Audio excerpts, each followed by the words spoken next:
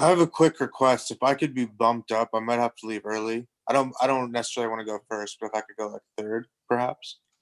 I don't know if that's gonna mess it up too much. I think I mean, we can do that technically. I think that's fine. Okay, thank you. Cool. That'll be Sarah, Justin, Omair, Sigrid, William. Mhm.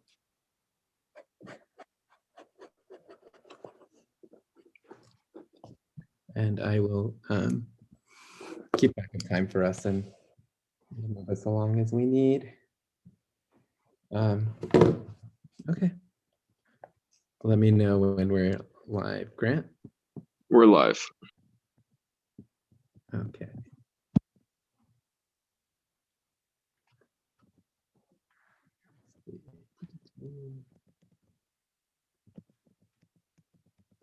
And the feed is probably a little delayed. You'll notice if you have the screen up, it can get confusing, but you'll get used to it, I promise. Mhm. Okay, well, hello everyone, and thanks for joining us for the second Caesura critique. We did the first one a few months ago, and we've got 5 artists who have graciously agreed to present their work and put themselves on the spot and get feedback from us. If you're watching the live stream, you can also participate in discussion by putting any questions or comments in the chat, and we'll try to make sure that we get to those once they come up. Yeah, otherwise, I guess I'll introduce Caesura just briefly, and then we can go around and introduce the participants, the artists who are sharing their work, and some of the people who are giving feedback. So Caesura magazine was founded, well, it was founded originally in 2016, and then sort of refounded this past April. We published in an initial sort of digital issue a few months ago, I think in September, and we've got our first issue hopefully in print coming out sometime in the spring or early summer of this year. Caesura is an online platform for art and criticism, a forum for ambitious experimentation beyond the taboos and schemas of the contemporary art world. Caesura connects cultural production in the present with the history of art to make sense of the confusion that pervades art discourse today. The critiques are part of our sort of effort to cut across some of these, established notions of like what art is about and the kind of heavy theorization that's sort of taken over a kind of more, I guess, experiential approach to sort of to looking at art and thinking about it. So the critiques are kind of an exercise in looking at art and thinking about it and trying to sort of talk through, what one sees and experiences, or, hears in terms of hears or reads for literature as well. We're going to give each of our artists 5 to 10 minutes to present, and we're going to be giving around 20 minutes of feedback. We're all sort of coming into this cold for the most part, so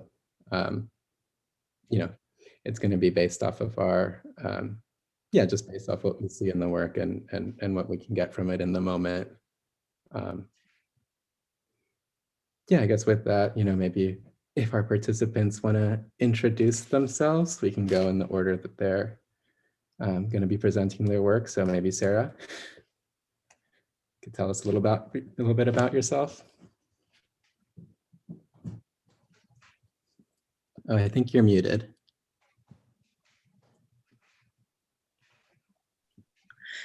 Okay, hi, I'm Sarah Bildstein from originally Austria, but I moved to Tokyo recently last year. It was all very exciting and delayed, but now I'm here and I'm starting working again on my paintings mostly.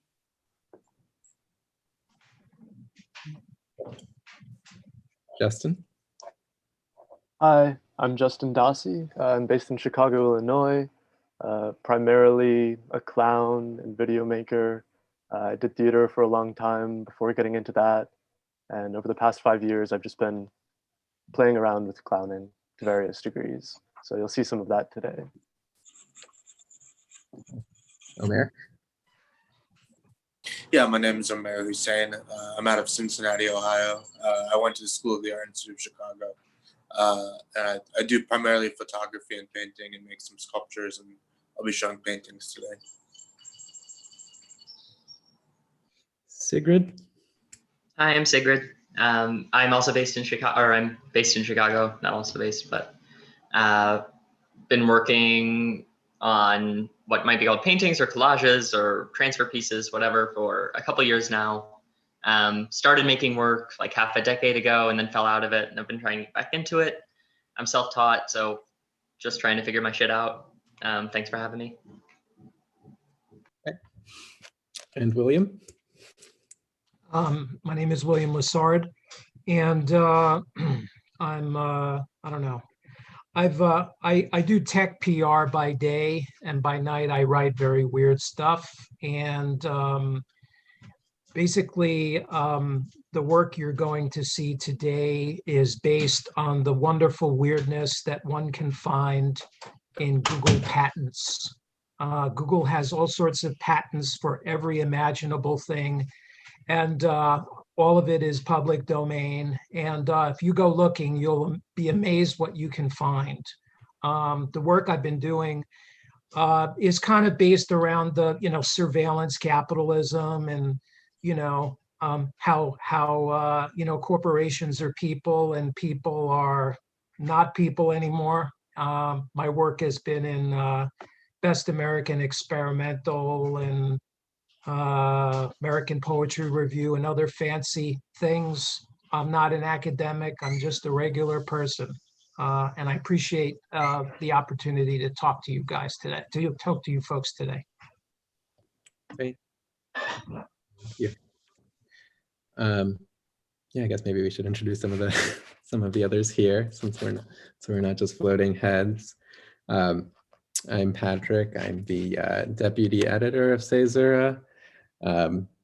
Mainly write reviews of contemporary painting, but also do some stuff with art history. I went to the School of the Art Institute of Chicago, and now I am in New York. Yes, that's my cue. Yeah. So I'm Gabriel. I'm based in Massachusetts right now. I went to Chicago at the Art Institute doing art, and now I'm doing like art criticism and art history, but I also have been writing quite a bit, reviews of poetry and sort of literature in general. That's it. I'm Grant. I'll be popping in and out as I'm running the technical stuff to make sure the live stream keeps going. I'm an editor at Caesura. I do a lot of the web stuff for Caesura. I also went to the School of the Art Institute, where I met Patrick and some of the others who are involved in Caesura. And I'm currently in Las Vegas. But yeah, I'm looking forward to our conversation. I'm Mia. I live in LA. I'm copy editor for Caesura, and I went to school in Massachusetts and France, but I grew up in Pennsylvania and Michigan. And yeah, I'm into like mostly writing and film, and also comics and illustration.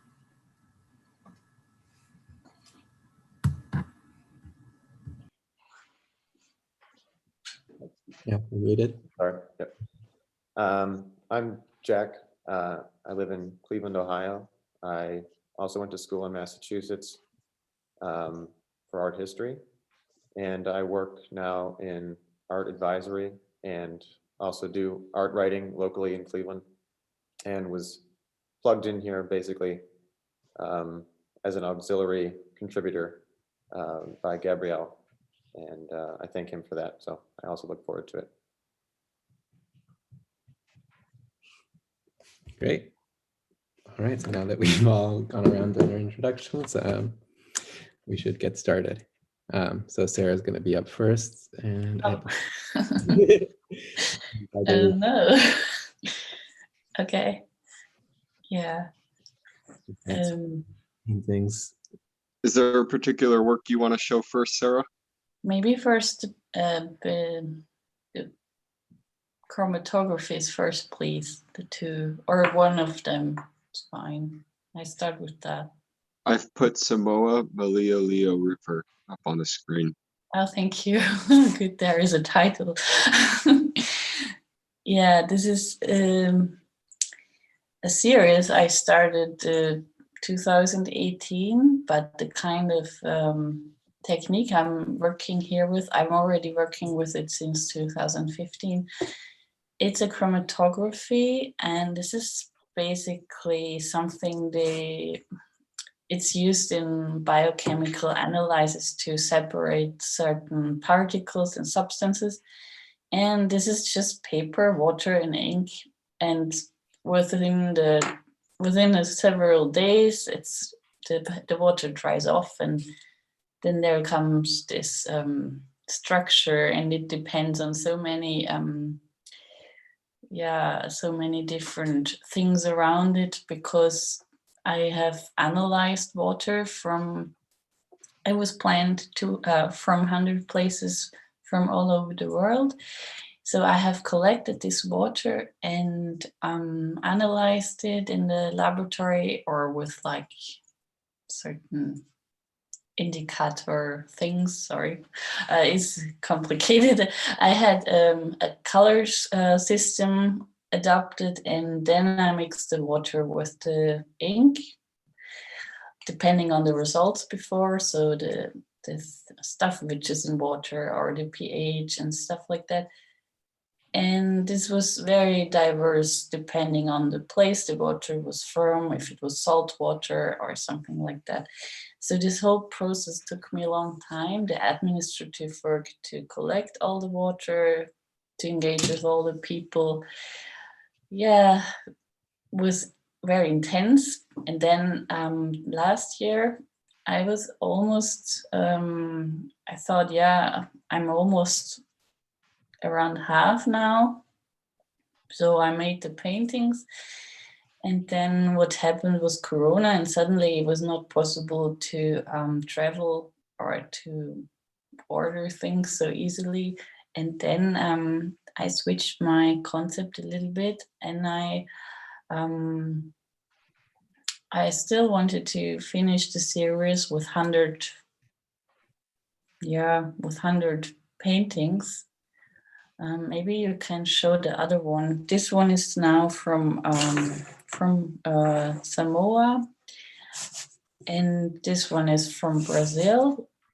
So these two are the second part of the paintings, which were not actually water, which was collected in reality. This was water I made analysis of certain values I have found in a different way, in a more like,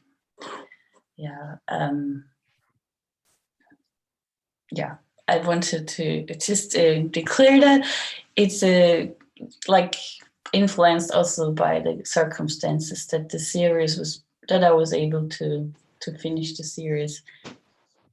And within that process, I really like that fact that everything is so obviously related, not obviously related, but there are so many influences. And I didn't have to do much. The paintings were actually making themselves. I wasn't really like painting. And I also missed that a little bit, but I wasn't painting. I wasn't painting for about 10 years before. So I made more conceptual installations and things like that. And I was kind of stuck a little bit in Leipzig that time during a residency. I wanted to finish that series, and then I had loads of space, and I started painting again. And this is what I tried to figure out since last year in April, I think I started painting again, and this is not so. It wasn't really a very conceptual thing in the beginning. I just used the materials I had around me, and then it all came together, and I did not had so much intention in the beginning, but that's mostly the thing that it makes sense afterwards. And the paintings you can maybe see when we go on with the with the presentation.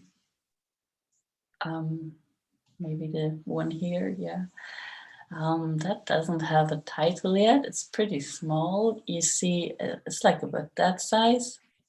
So I started painting, and then I thought, yeah, I will call this series Unknown. I was not so aware of how well that fit to that time back then. So in like spring 2020, I started to do this series. I never started with a big intention to make a painting.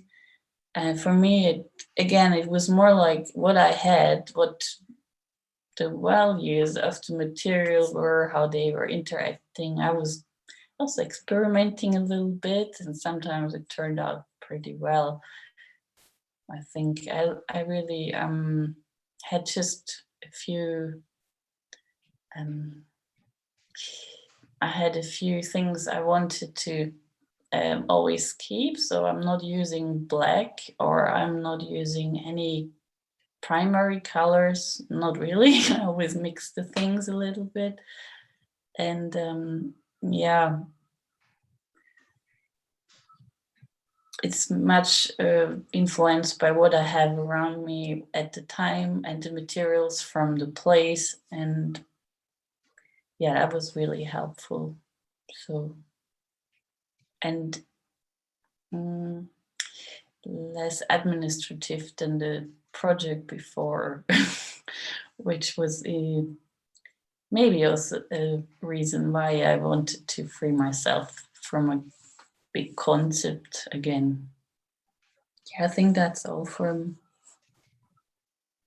me now. Great.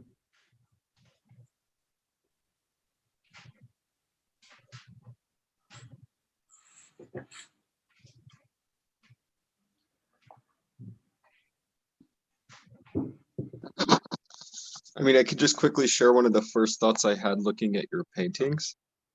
I was reminded of a passage in Andre Breton's Mad Love, which I've recently returned to for a forthcoming Caesura podcast.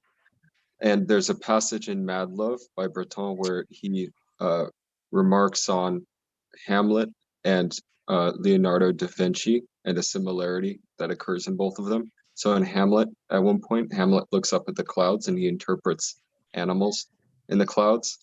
And Leonardo da Vinci apparently used to ask his students to stare at a wall and paint what they saw.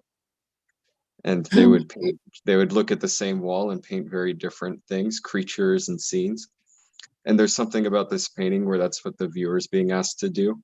There's a sort of natural process going on, kind of chaos going on, that nonetheless kind of implies an image within the sort of forms.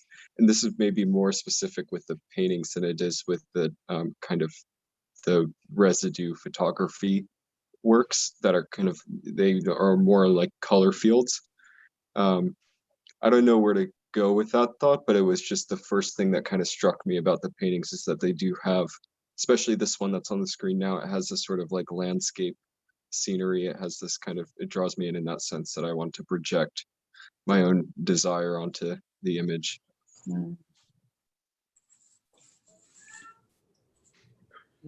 Yeah, going off that, oh, sorry. No, it's okay. No, it's okay.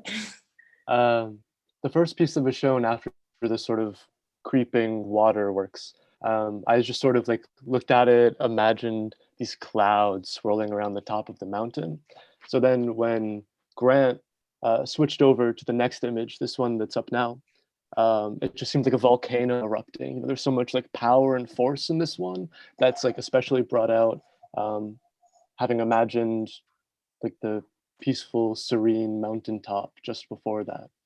So I think they create a whole world together and a story as it progresses through all these paintings. Mm. Yeah, well, it's really interesting because somehow I'm still, or we are still in the micro world here on the painting, but they work so much other bigger levels of our world. It's yeah, it wasn't I was surprised how that happens when it comes just to interaction of materials. It's actually very universal sometimes what's happening in this micro and microsphere on the paper.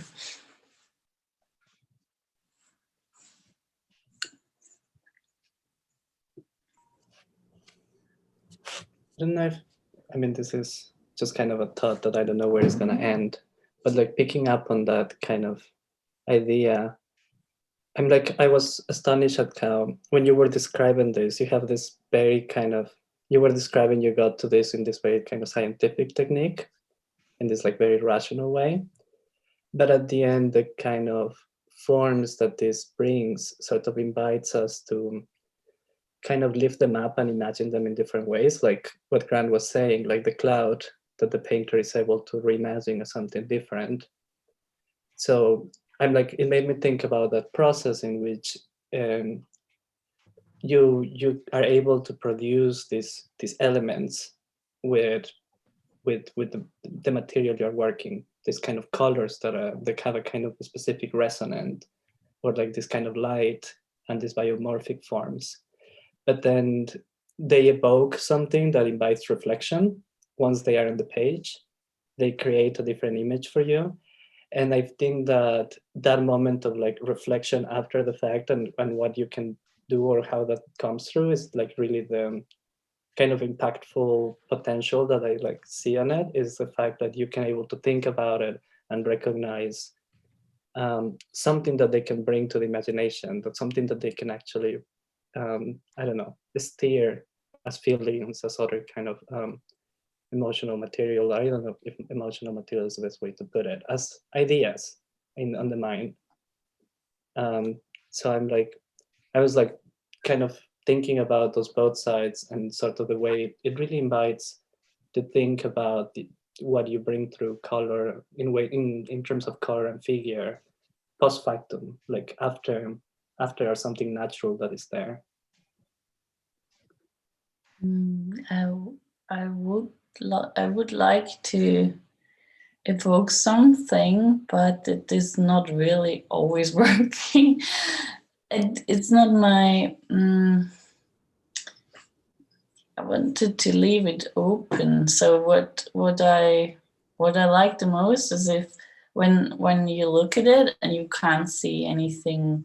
I mean, it does not make sense, rational. So I sometimes turn it the way you really should not make out that bird, or that doesn't really.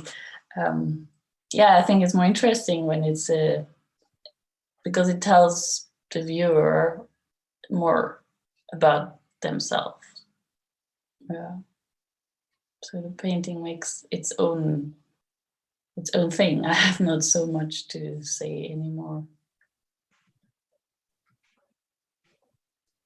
I guess like one thing that it brought to my mind, just thinking about which of these paintings seemed to me like the most interesting one, and sort of picking up on the fact that people reacted more to the last one that seems to have a sort of more complex relationship with an object. It like looks like a landscape with, you can actually form a kind of ground and sky and kind of different figures. Is that some of the risk for me with a completely abstract work like this is that the tendency to not have an object, this kind of immateriality of it, sometimes gets exhausted and you want to, I don't know, I feel like it benefits from having this tension between the object and feeling very clear, between what is really the object that is being depicted.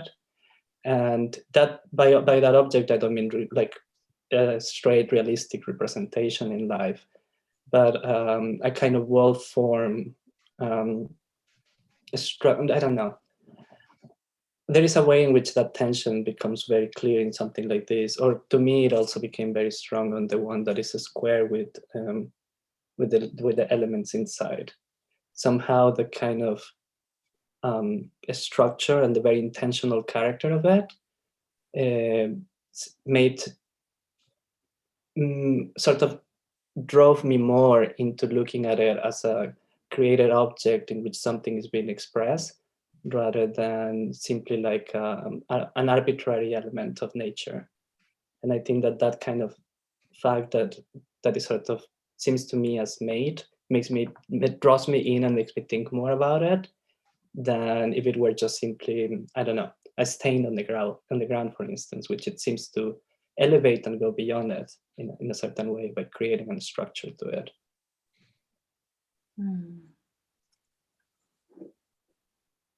When I look at them now, I feel like it's more, I really enjoyed making them. That was my main thing during and it's a funny thing to say, but I realized starting painting again, this is also the way I cook. I don't have a recipe mostly. I also can't really cook with recipes. And then I prefer just to have ingredients, and it always surprised me. Sometimes it surprised me not, but in the end, what is the result is really delicious and sometimes exciting. But sometimes I don't really know anything what I'm going to do. It's all really happening in the moment. And sometimes, obviously, I plan to make pasta. That's okay.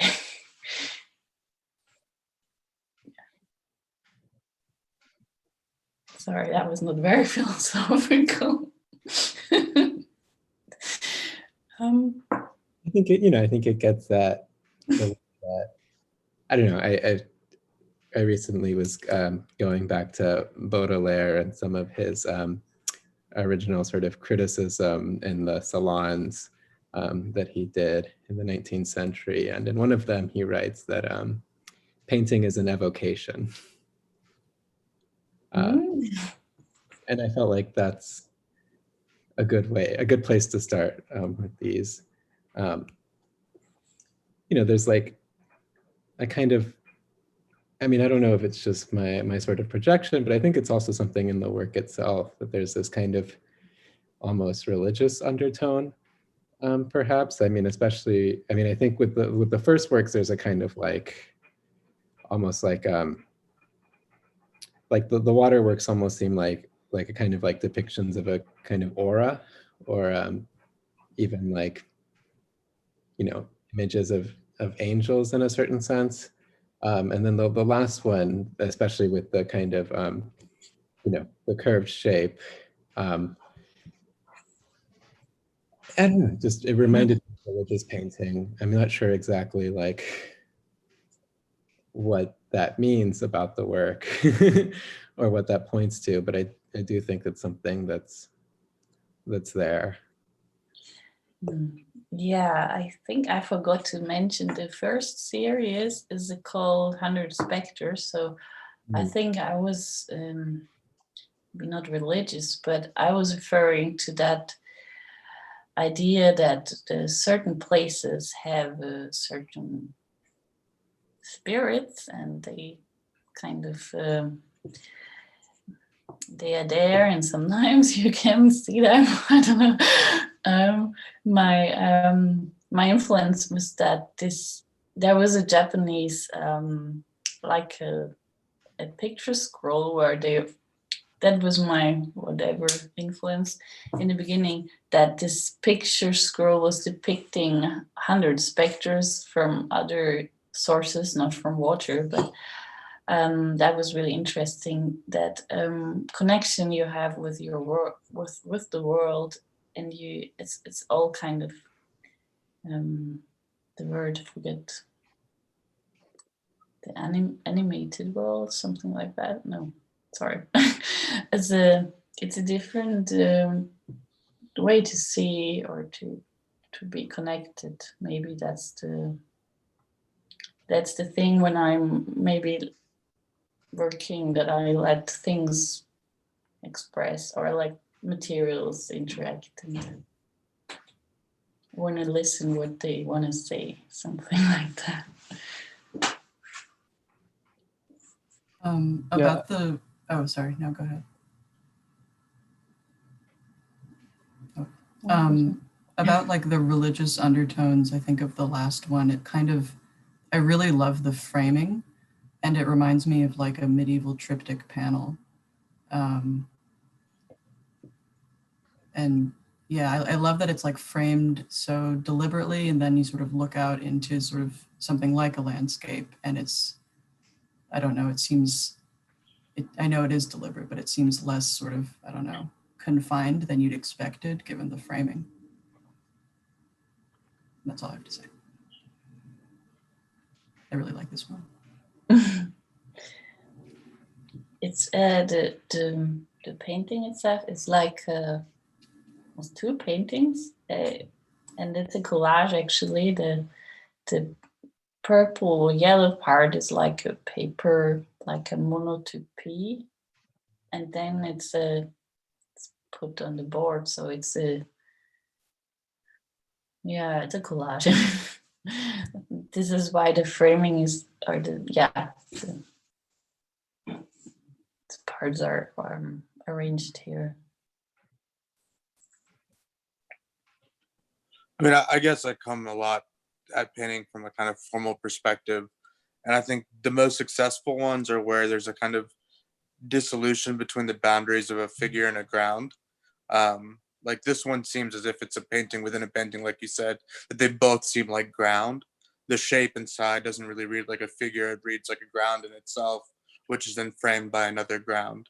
I think the one that had a kind of framing with just white around it was interesting too, because it almost seemed like a frame that was unessential, because the image itself inside was kind of all ground. It doesn't read like there's a figure in a ground, but that there's and the last painting where there was a kind of staining effect, you can't, once again, I'm saying the same thing over and over again, but you can't distinguish between what is a figure in that and what is the background or the kind of thing the figure is placed on.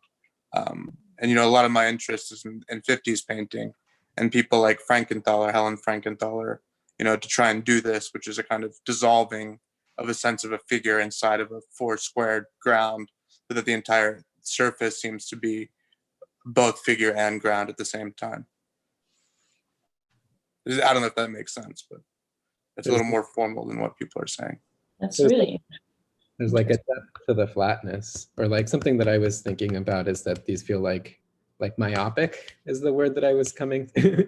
You know, it reminded me of like, I don't know, like looking at something and then sort of like losing focus and sort of focusing on the sort of loss of focus in your sight. So like when you sort of start to see like the little things that float around in your eye, if you sort of, the way that, you know, if you look into the sun and you sort of like focus on the kind of like orange glow, or like, you know, or maybe if you close your eyes and you look at the sun and you focus on the way that like the light shines through your eyelids, and there's a kind of nearness and a farness to it, you know, that, you know, I think that's what maybe Omair is getting at, that like the surface quality has a kind of depth to it, and that it sort of makes you sort of go in and out of the work in a certain way. There's this kind of like focus on something that's flat, but the kind of focus that you give it gives it a depth. Or like the water paintings, you know, reminded me obviously of like water stains, but you know, but sort of like taking those like seriously as a kind of like a visual experience that you have, you know, or I was reminded of all of the time that I spent like in a dentist chair, just like looking at the ceiling and being able to move and just sort of having that kind of like extended like visual experience that, you know, sort of like you're sort of like looking at the same thing, but it begins to move because of your like attention to it. I don't know.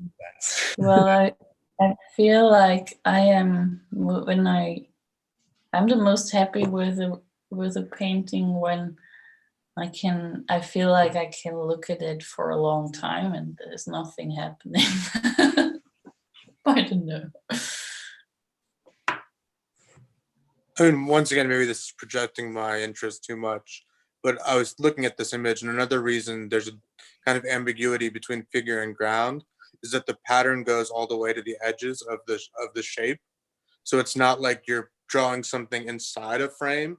It's like the entire surface itself is becoming a picture.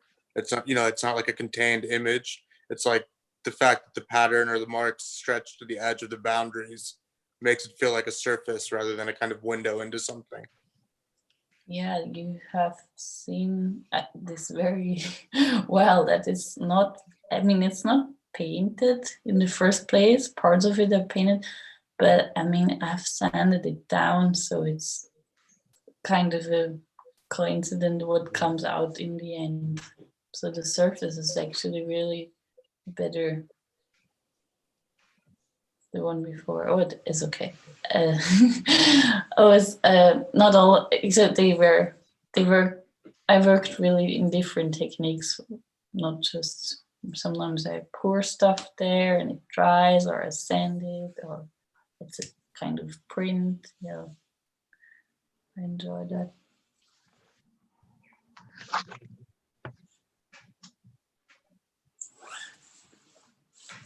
I don't have that much to add, but I think the chromatographies especially are like a really cool example of research-based work where neither the visual result or the initial research like takes primacy. So like there's an exploration happening with the visual that's like part of the research, and the research happening prior to it is interesting too. I really like them. Thank you. I was doing not so much research. I mean, so much things happened where I would not say this is proper research. So I haven't really. I had my concepts and my analysis and my methods and loads of people and scientists supporting it. But in the end, I would say it's an experiment, and certain things went wrong, and there was so much trouble with finding the right paper, for example, for doing this, because paper is so different. Even if you order the same paper again, it's very different.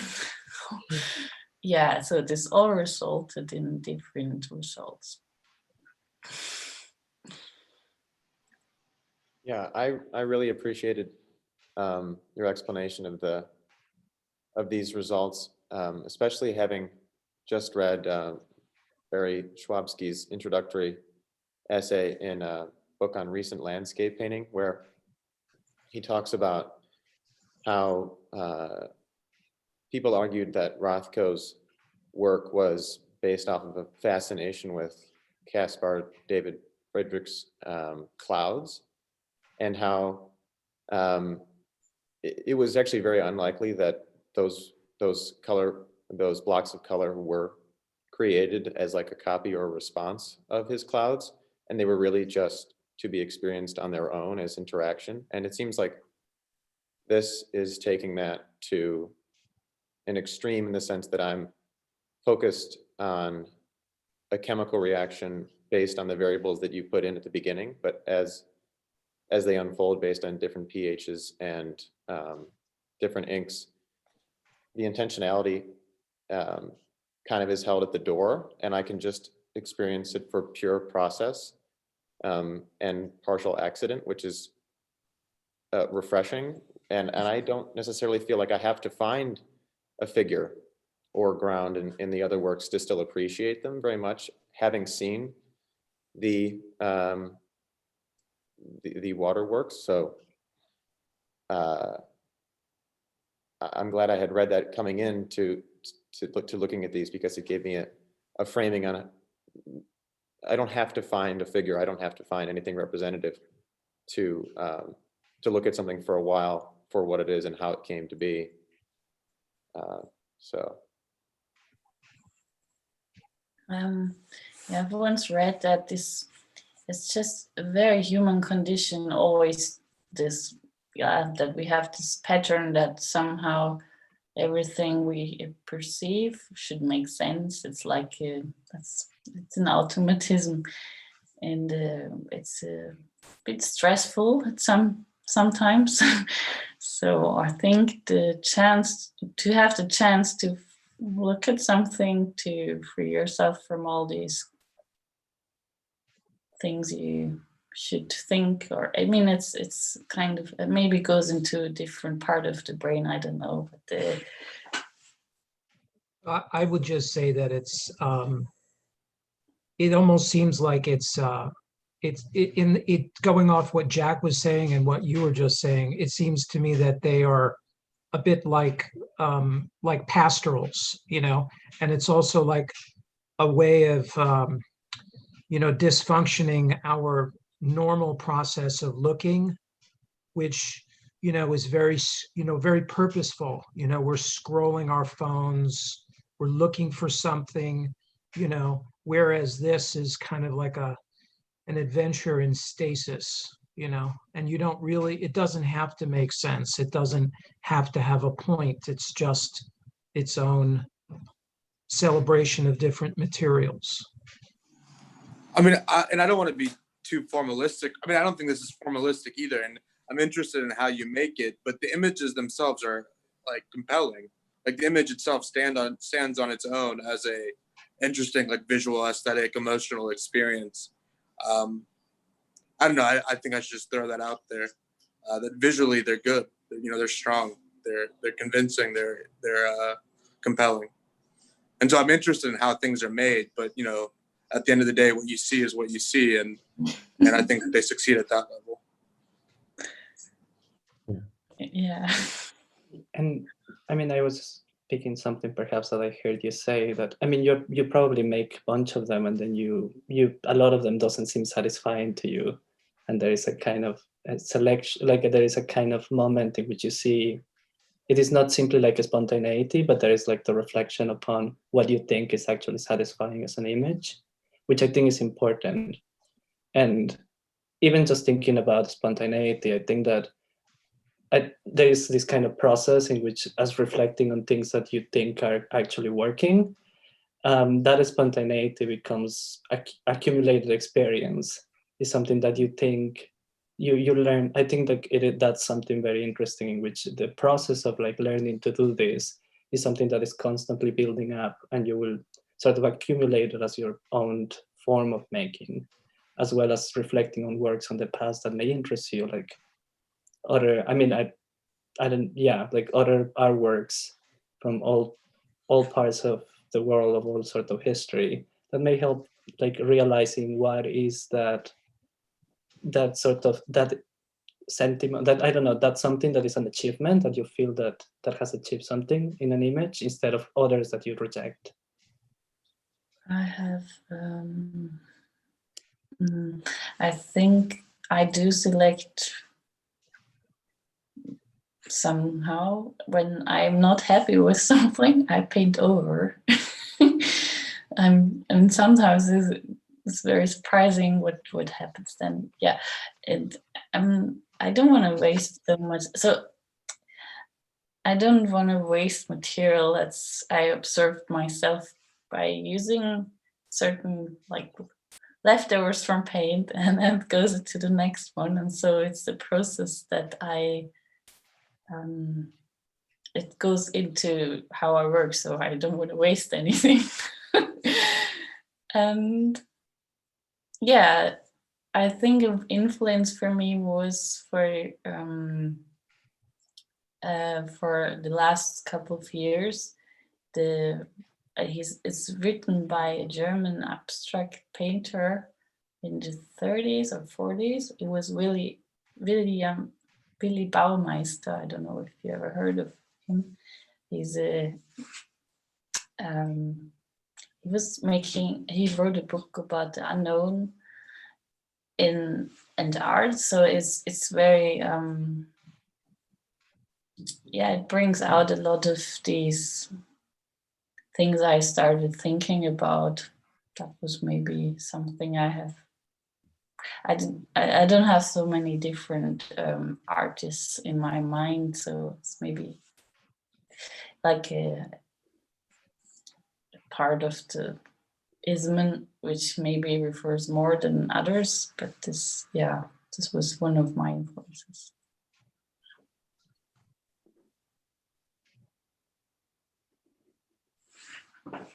Okay, so I think we'll need to move on, but thank you, Sarah. Thank you so much. Oh, it was very interesting. Thank you. Just one last thing I guess I'll throw out there. I'm not sure what it is about the work, but there's something about Giotto that comes to mind. Sorry, I have Giotto comes to mind when looking at your work. Yeah, Not I sure did why. too. Okay. Giotto, yeah. Maybe something to think about. Okay, but yeah, we need to move on to and I think he has a video piece, so we'll need to watch it on the live stream, and yeah, I guess just make sure that you're muted now so that you can watch it with sound. If I could just introduce it really briefly, and then we can get to the discussion pretty much as soon as it's over. Just to describe the circumstances, I imagined that I was going to show 2 different pieces, but I had to go to my friend's house to splice them together into a video. I don't have a computer right now, but they weren't getting back to me. So on the way I went to the park and just walking around, I found this new area that I had never been to before. And there was this little crevice in the ground, and just seeing it, I thought that my body would just fit perfectly. So then the next night I went back with a friend and made this video. It's tentatively titled Slit Sublimation. Well, that's about it, I think.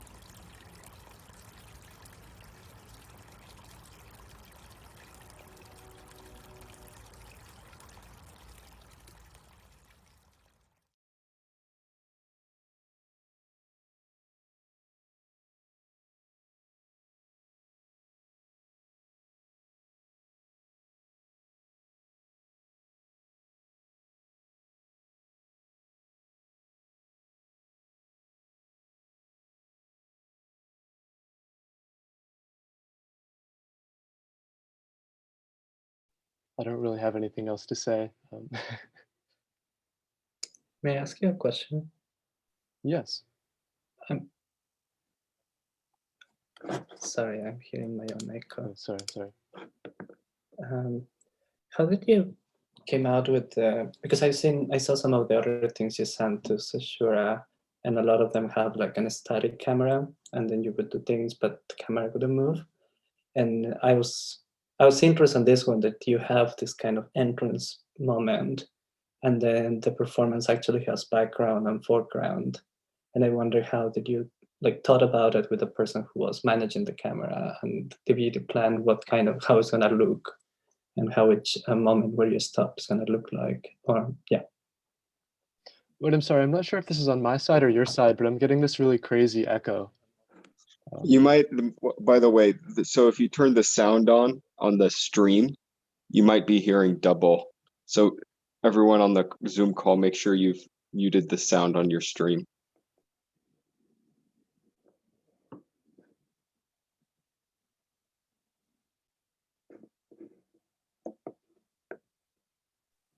The two videos that I had sent before were stationary because I was alone.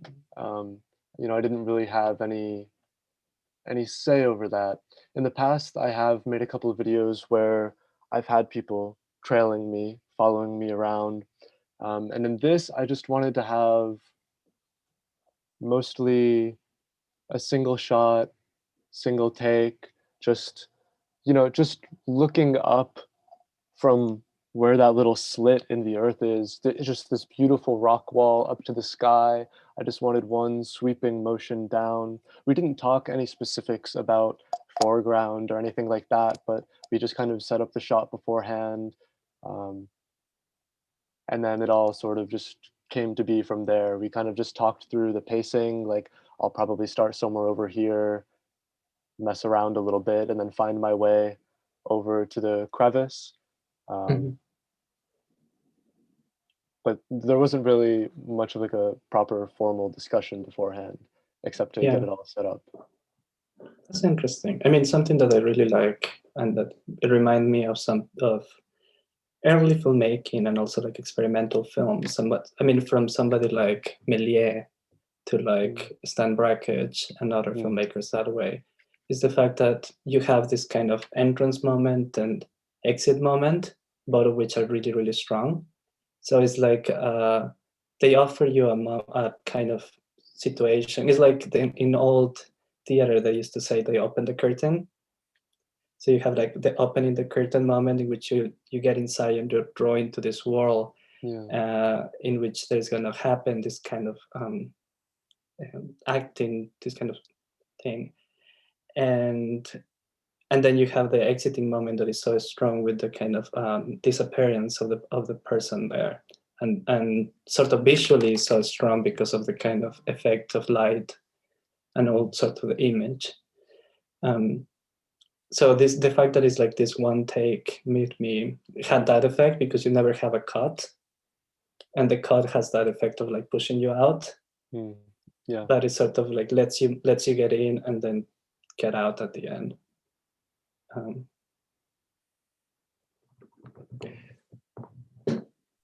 I think the atmosphere on this piece was really strong. I've seen some of your other pieces, and you tend to nail atmosphere pretty well.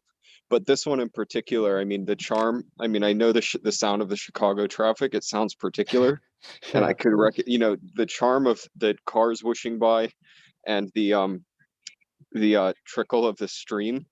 I mean, in the whole visual color scheme, right? Like there is a very sort of attractive and repulsive character to the whole thing, kind of both disgusting and disturbing and really alluring and attractive. There's a sense in which you're kind of playing out a fantasy. It does feel very fantastic. It made me think of I don't know if you've seen the French film, I can't remember the director, Holy Motors with Dennis Levant. Oh yeah. There's the scene, there's like he's one of the characters he plays is like a sewer guy who kidnaps a celebrity, chops off a finger or something. It has this kind of decrepit, like like a raccoon in a dirty city kind of vibe. You know what I mean? Yeah, I don't know. I mean, it's very kind of, it gets under your skin.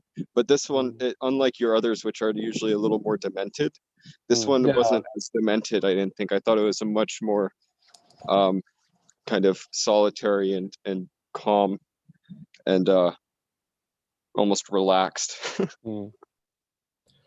Yeah, Um, yeah. I'm sorry. No, go ahead.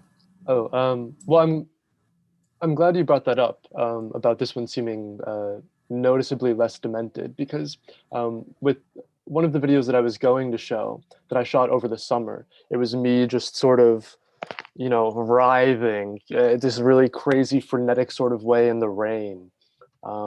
And reflecting on that, I feel like in trying to give myself so much over to the moment, I lost something of the potential beauty that could have shown through by slowing it down, taking my time, finding more opportunities, not being merely on the edge of my mind, but also truly sinking into it and feeling everything so slowly and honestly. So this one, I really was hoping to kind of change the pace and make it more of a dance than just outburst.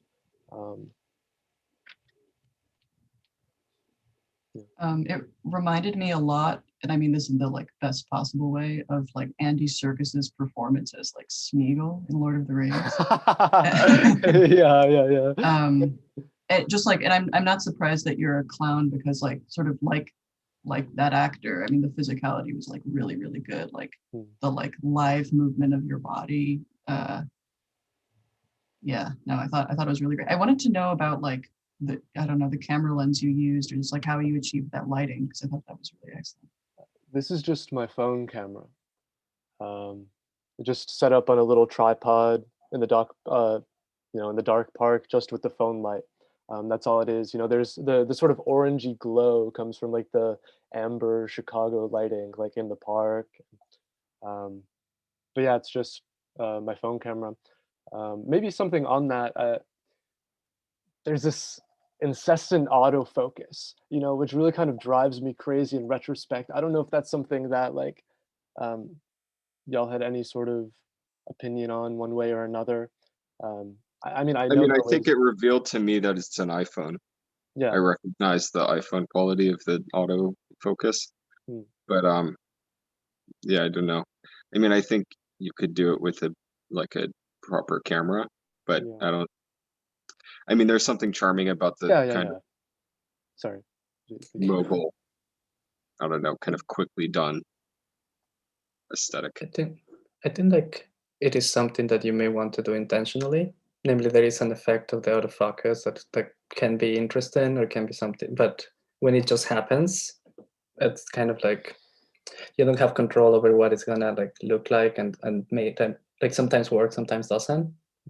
So by perhaps changing the camera or thinking about how to use that could be taking control of it rather than it just managing by itself.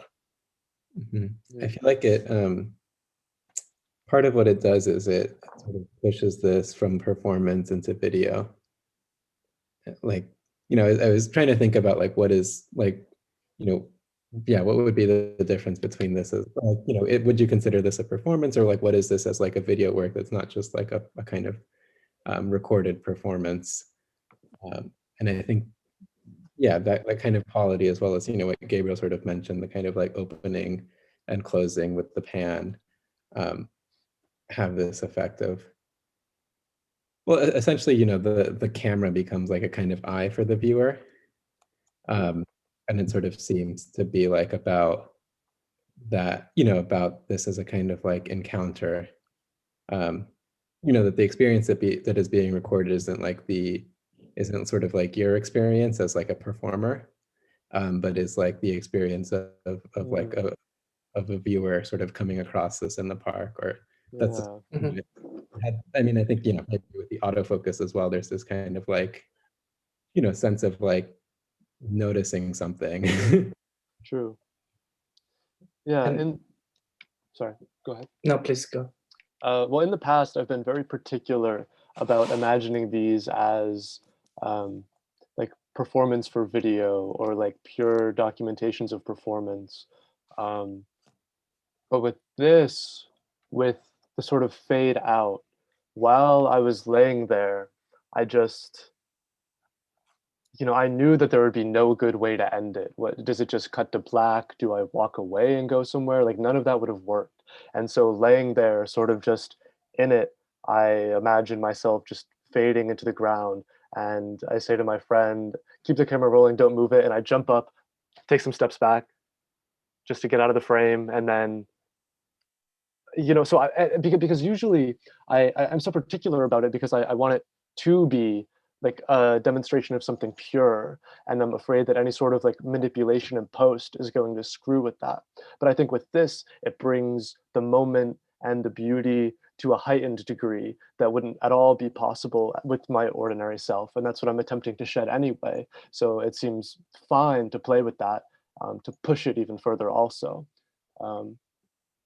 Yeah, I mean, I think that it is worth thinking about embracing the elements that cinema allows you to use in the way that performance has a different way of thinking about it. So for instance, when I ask you about the compositions and also about the kind of movement of it, what I was really thinking is that, of course, in kind of videos or films, what we see is like images follow on time. So the kind of timing that you have on moving from forward to like the middle part and then in the foreground, that timing, it has a feeling to it. It has a rhythm. And so you probably did this kind of intuitively because in the kind of performance you have that kind of form. But that is an element, that kind of timing of cinema, that kind of where you move from one image to the next. Sometimes it's just like immediately with a cut, but in this one it's kind of time at your movement of the body, like time towards the kind of acting or managed by the acting, subordinated to the acting. And it's something to be conscious, for example, about, as well as where the image you are in and where you're gonna fall into. So like if you're gonna throw yourself on the ground, we don't really perceive it as in a performance in which you just see the person in a kind of theater, but we tend to see the whole frame. So like whether there is a tree here, all of those elements become part of like the image or pictorial quality of the video. And that has sort of a new resonance, I think. And I think like the third element, but I actually think that this just worked pretty well, and that is like the sound. So whether it's the sound that you grab from the actual space you're there, or whether there is a composed sound, it has different effects than I think on a performance space where you're actually interacting directly with a person. Hi, I'm Brandon. I've been watching the stream for like the last as long as it's been going on, and I was just gonna watch today because I recently joined Caesura, but I just have some comments I wanted to and some questions for Justin based on the thing, specifically the motif of water in this. Like, I thought it was interesting that you started out on the ice and then kind of moved into this crevice where the water was flowing out of and then disappeared into the water itself. Like, I was wondering if that you'd like that thought about like the kind of flow of water into a pond, like if that had anything to do with the sort of motion that you picked to follow in the short film. I hadn't thought about it in that way in particular. Mostly it was just, I thought about the beginning where I was in the water kind of bathing myself as a sort of like absolution before like the ritual where I dissolve. Although I didn't even expect myself to dissolve, I just wanted to become one with the ground, and it's only through what happened in the moment with the editing that I sort of dissolved. And it's easy to imagine not me turning to gas in the air, but melting down into the water that streams down into the little pond. But that wasn't something that I'd considered before going into it. It was just sort of how it all worked out. It made me kind of think of like a return to nature from like the very start, that your kind of body is revealed in it. It's like in a very like animalistic kind of shape. And also like the way that the sort of mud kind of like when you're rolling around with it and then your body comes closer to the camera as you get into the crevice. And it's almost like a tattoo, like, or like a second skin that you wear. And I thought that was really cool. And kind of the last thing, a bit unrelated to this, is that there's this painting by this Russian guy named Mikhail Vrubel called The Demon Downcast, and it's from like he takes it from like Milton, I think. And the pose in it, it has the demon in this like valley, kind of like the crevice that you were in, and the pose of your body, like the way that it contorted itself, kind of reminded me of this like weird like downcast figure. But like the motion is not falling; it's very intentional the way you move towards that. Like it's like you're seeking out that sort of kind of, I don't know, the like return to detective. Yeah. Cool. Yeah, I'll look into that. Thank you.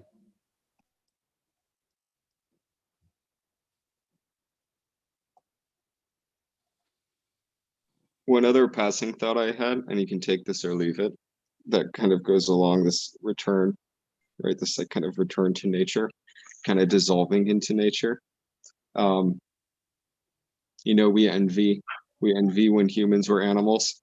It's so much easier because now we're just animals, but everything's hard. Back then they were animals and everything was easy. But you know, it made me think of like Mother Earth, right? You're kind of profaning Mother Earth in this crevasse, this little crack in the ground. I mean, it does have a very sexual, like, kind of overarching atmosphere with the mud and this sort of like plunging yourself into it. Yeah, I thought I would just say that. It was something that kind of haunted the work throughout. Just the thinly veiled eroticism of it. Yeah, it's like almost not veiled. I mean, yeah. I like mean, kind of, especially the way I feel like I'm sort of moving my body when I'm in the mud is, you know, I mean, not yeah, something I was considering in particular, but.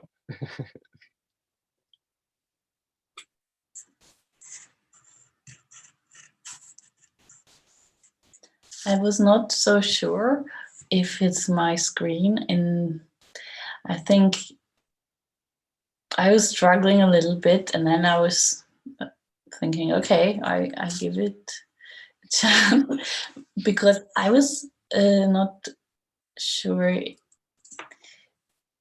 about the light. So it was really dark, and I thought, oh, maybe something's wrong with my screen. So, but then I realized, okay, that might be his intention, and it makes sense in all this what we heard now about a sublime experience and nature, and I really like that. Also, that you kind of go away in this, or like you vanish in this crack, which is like a metaphor for all this alienation we are in, probably, and kind of try to dig ourselves out or in, or I don't know. But what made me really, because of my experience with the darkness, I tried to look very close, and it was, and then suddenly you kind of vanished between or underneath the stains on my screen.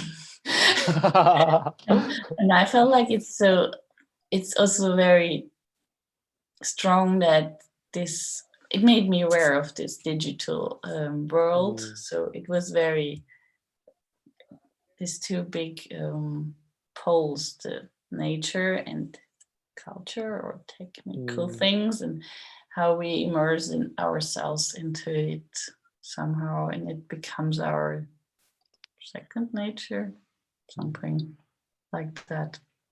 Yeah, so it's just an observation.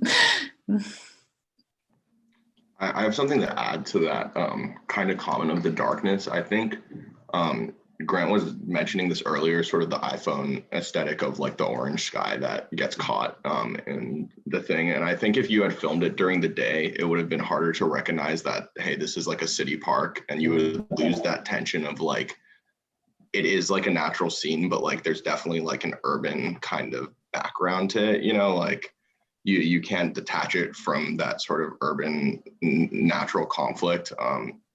So I think the night does add something in that way to the overall, and then also it catches the reflection on the ice real nice of the sky as well.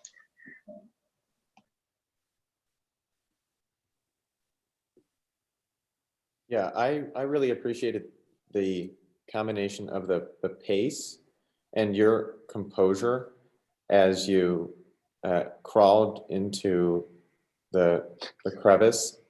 Having been in water that cold before, I couldn't help but have an elevated heart rate and feel the tension heightened by the calming sound of the water as you submerged and remained like very, very comfortable. If I had closed my eyes, it would almost sounded soothing, and the temperature of that water is anything but soothing, unless you really embrace it, which made me think when you were saying, when it was brought up being one with nature, like you can cancel out the sensation of water that cold. And I then moved to, I mean, not like empathetic feeling of what you experienced in there, but it really appreciated the staid composure as you fit yourself into it.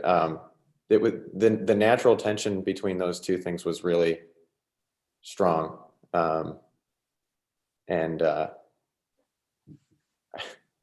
Yeah, normally you go quickly in and out of something like that. The pace was awesome. So thank you. You know, honestly, it was not as bad as I imagined.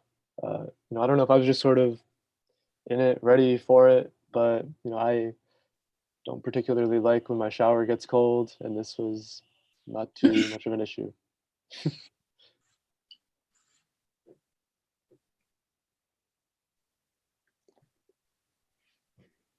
I couldn't help thinking of these couple of terms used by Michael Fried, the art critic,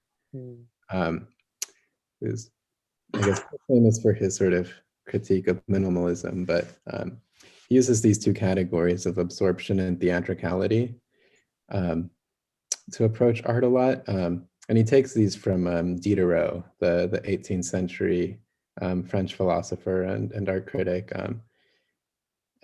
They're categories that Diderot sort of develops in relationship to theater, but essentially the idea is that what makes a theatrical work, a dramatic work, good is like when the acting, or what makes acting good is when the acting sort of disappears, so that like the sort of purpose of acting is to perform in a way that the performance ceases to be a performance or ceases to be seen as such.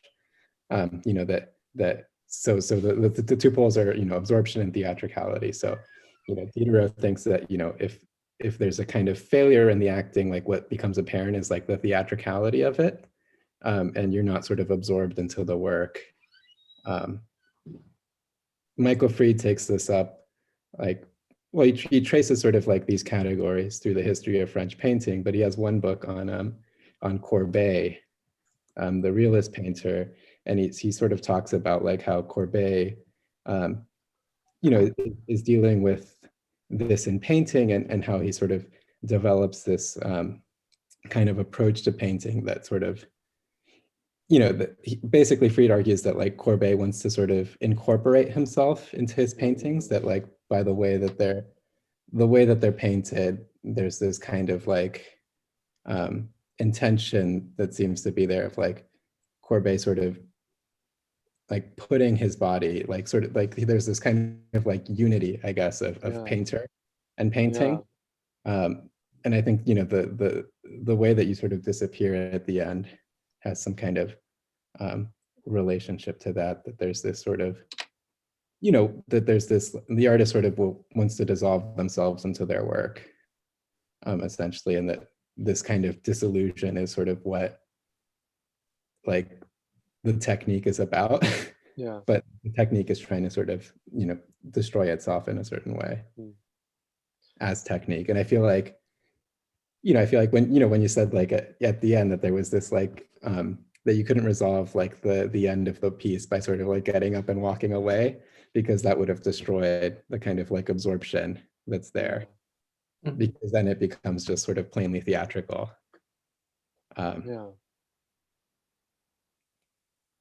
Yeah, thank you Thank you for bringing that up. That's almost, I think, precisely what I've been trying to work towards with clowning, as an exercise in sustained presence, essentially, more than anything else.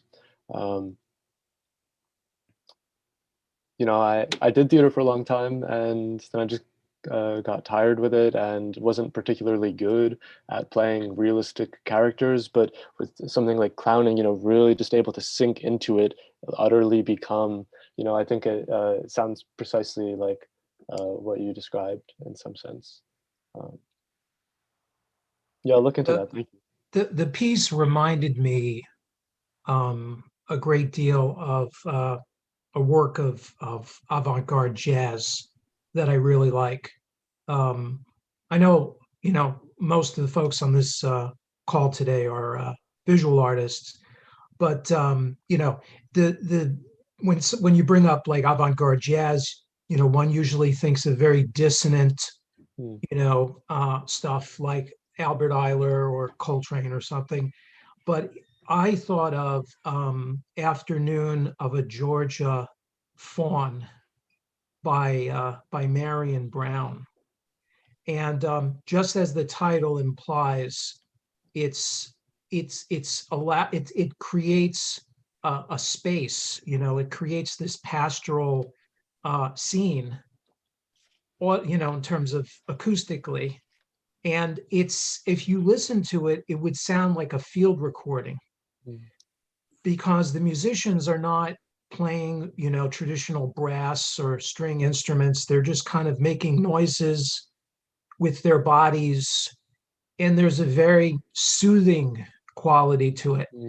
And while the visuals of your piece were indeterminate and sometimes hard to discern, the constant acoustics of the water flowing and the other ambient noises felt very centering for me. And that's what I kind of held on to.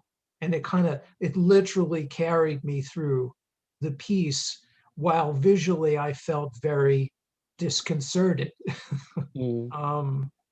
But yeah, again, a lot of folks have been focusing on the visual aspect. For me, the sound, the sonics, the oral nature of it was so strong and sweet and human, frankly.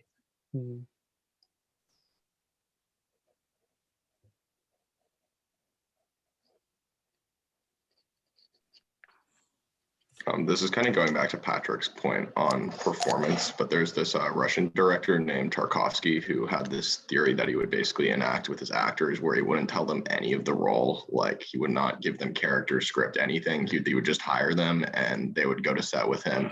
And then right there on set, he would give them, their directions, their dialogue and whatever. And he expected them to follow like exactly what he said. And his reasoning behind this was, when an actor gets into a character, it goes out of the control of the director, and they're trying to create something entirely like by itself. So if you want a unified piece, the actor should just be acting. And I think it's interesting in this because you kind of take at least a similar to a role to a director and actor in this, since you were the one that found the slit and were doing it in itself. But I think the improvisational method you took kind of speaks to that idea of fully kind of just like sinking into the moment. And it was very like my roommate's been watching the stream with me, and he was commenting on how it seems like voyeuristic, like you could like kind of just like find this in a park, and if somebody was to see it, they would probably be enthralled, like, and pull out their phone and film it like it did. So it's like kind of has a pseudo documentary quality to it, which I really enjoyed.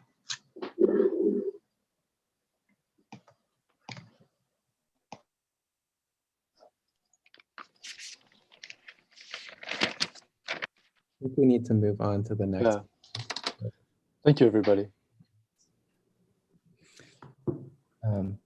Omair, that would be you. I think you're muted. Yeah, I don't know if I really want to say much. Maybe I can answer questions or comments if they come up. Yeah, They're abstract paintings. Yeah.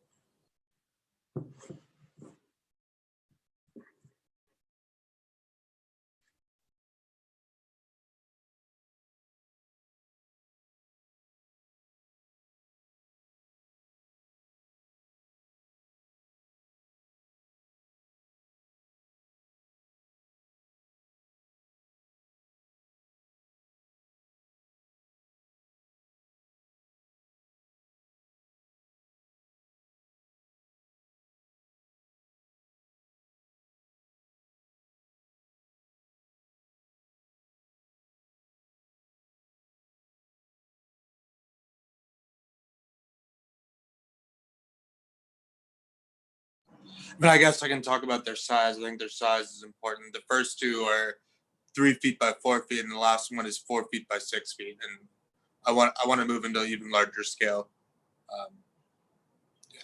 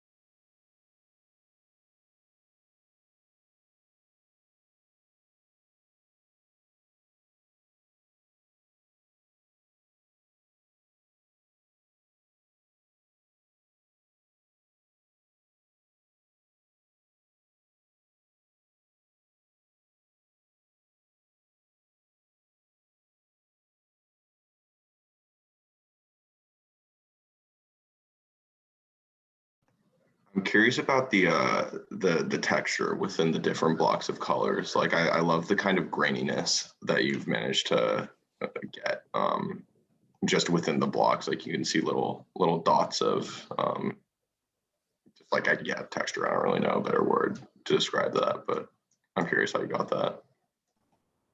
Yeah, some of the grain is because a couple of the photos that were taken with my iPhone camera, and so I think some of the grain is there.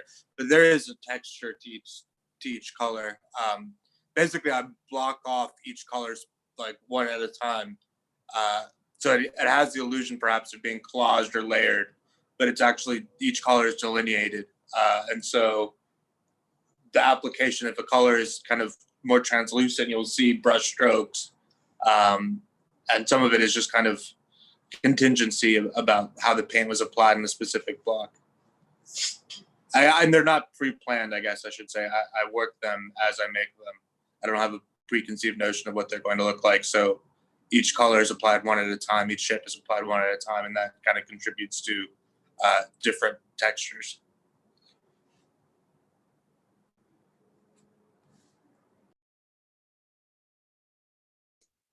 One immediate impression that is kind of like a bit ambivalent about it is the kind of like lack of unity. Like I try to build up a sort of sense of where sort of the unity of the elements in the piece, and some of them seem to work sort of resonate with each other abstractly in terms of shapes, and some of them seem to, I don't know, because they are not completely geometrical, they still sort of call attention to like an object, but there is no either or. There is no sort of like, they seem undecided in terms of like what ultimately ends up creating a sense of unity for the whole piece. And perhaps it's the size, or perhaps it's the fact that I cannot see much of the like texture as if you would see it on person. but I get the sense that I'm curious about the kind of effect that they seem to have about neither really standing inside, neither being pierced as a figure, nor really standing in front as flat surface, which I find a bit, I don't know, problematic, hard to break through in my mind also. Yeah, I think the idea is to like play with the tension between a unity and a fragmentation, right? To actually make a kind of flat surface appear as if it's being broken apart. And so the shapes, but also the color, there's an attempt at dissonance actually. So an example would be in 12th tone music in Schoenberg, for example. The idea is to kind of play with notes to kind of subvert a sense of a key. You suggest a key and then subvert it with accidentals or something. And I guess I'm trying to do that with color, in the sense that you suggest a kind of palette, but then kind of create almost like use a color that's very close to another color to shift the palette to kind of create a kind of dissonance in the color relationships rather than a unified palette. So I don't know if it's convincing, but the idea is to kind of play with the kind of, they're pretty similarly laid on. There's a kind of unity to the surface, but then the shapes are kind of strange and the colors are trying to strange to try and fragment a unified surface. But yeah, I don't know if that's aesthetically convincing or not. I think it comes through for me that what you said with the Schoenberg. Like I did have this sense of sort of harmony between certain colors, whether they be complementary or like nearly located on the color wheel, and kind of almost appear as maybe a shadow of a form. For instance, on this one in the bottom right, there's this sort of bright red, maroon, and a pink, which could be a sort of light. But I guess with the Schoenberg thing, I mean, because there is this suggestion, I did have the sense that you're trying to suggest a direction, and that kind of continually sort of disintegrates. But with Schoenberg, my aesthetic experience of Schoenberg at least contrasts with these because, and maybe it's just it has to do with the sort of possibilities of time and music that kind of have a different character in painting. That there's much more cohesion to the overall artistic effect in Schoenberg, which I think is something that your works like point towards in a way. Like there is a sense which they could progress towards a more total cohesion, because even when Schoenberg kind of draws the illusion of a key and kind of throws it under the bus, and kind of disassembles that illusion of the key, it feels not so much as though there is no key to the music, but it feels more that the key is very foreign and mysterious and sort of kind of difficult to put words to. It kind of escapes. It still has this effect, this after effect in my experience of listening to him, that it still feels as though there was a sort of key to it, I guess, for lack of a better term, a sort of logic to it. And here it's a little bit more chaotic. Here it's a little more fragmentary and kind of explosive in terms of like moving across the color planes with my eyes. But I think it's an interesting like reach to make with a painting.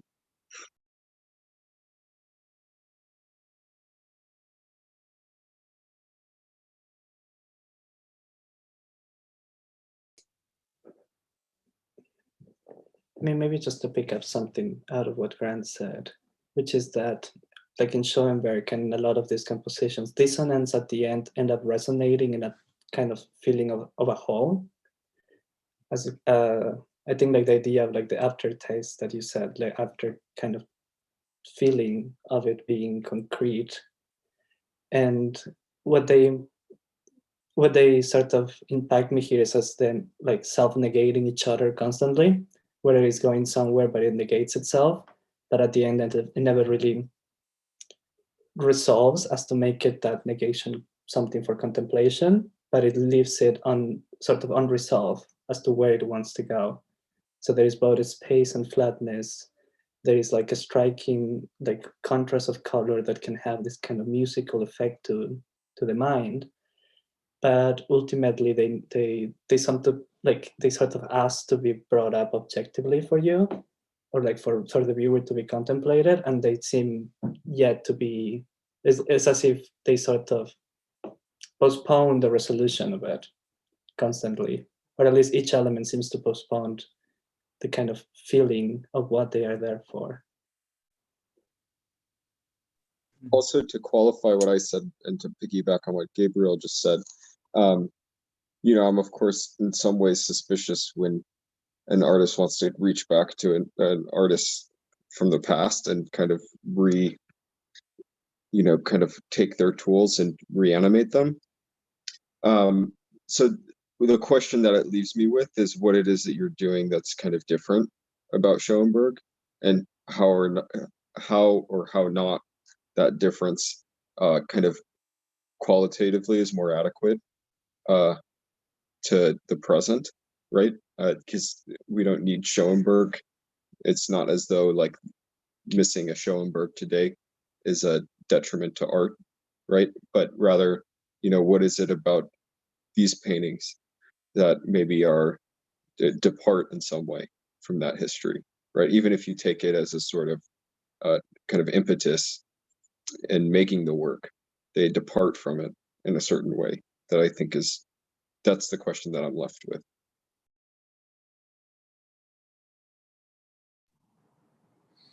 Yeah, I mean, one thing about the lack of resolution, I think that's one thing that interests, geometric abstraction often is kind of self-evident and resolved from the beginning, like a solo wit, right? It's like there's a concept that's driving the form, and that the form is merely an illustration of the concept, and because it's geometric, it's resolved. And one thing I realized, what I like about abstract painting that's best is a kind of irresolution in which, what would it mean to make it seem like, even if it's geometric abstraction that's filling a canvas kind of straightforwardly, to have a feeling of open-endedness rather than a kind of formal resolution that's provided by the idea of being geometric abstraction. I think I talked to Patrick about this, that often geometric abstraction is viewed as an objective illustration of geometry. What would it mean to make it a subjective expressionistic element, right?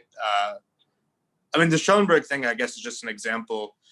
I just think that color, for example, is taken for granted in painting as having to be harmonious or kind of adhere to a palette.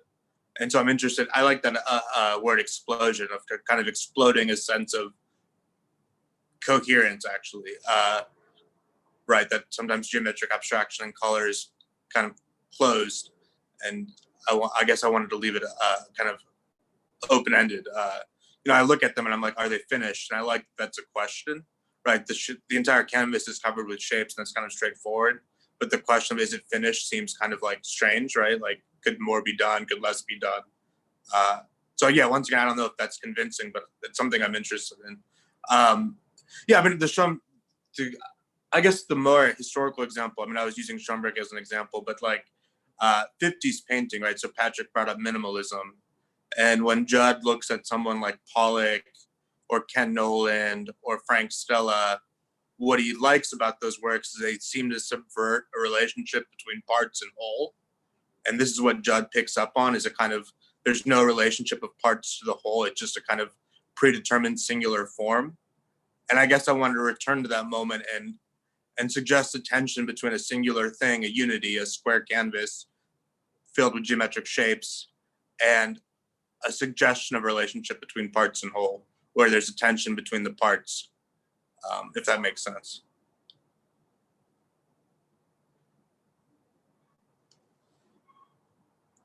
I mean, I talked to Patrick about it too, and I think it's important that the shapes go to the edge of the canvas as if they're little puzzle pieces rather than figures inside of a ground. If there was a geometric shape that didn't go to the edge, it would appear as a figure in a ground. But what I'm trying to do is, by the fact that they go to the edges of the canvas, it seems to suggest the canvas itself is broken up into parts rather than something being drawn onto the canvas in a illusionistic space. And the last thing I'll say is, I do think of depth with color. There's something in abstraction which that you don't make it flat, you still want space, but it's only space that the eye can travel. that it's not literal three-dimensional space, it's visual space. And so someone like Hans Hofmann talking about color establishing spatial relationships, a kind of push and pull, how different colors interacting with each other suggests receding or coming forward.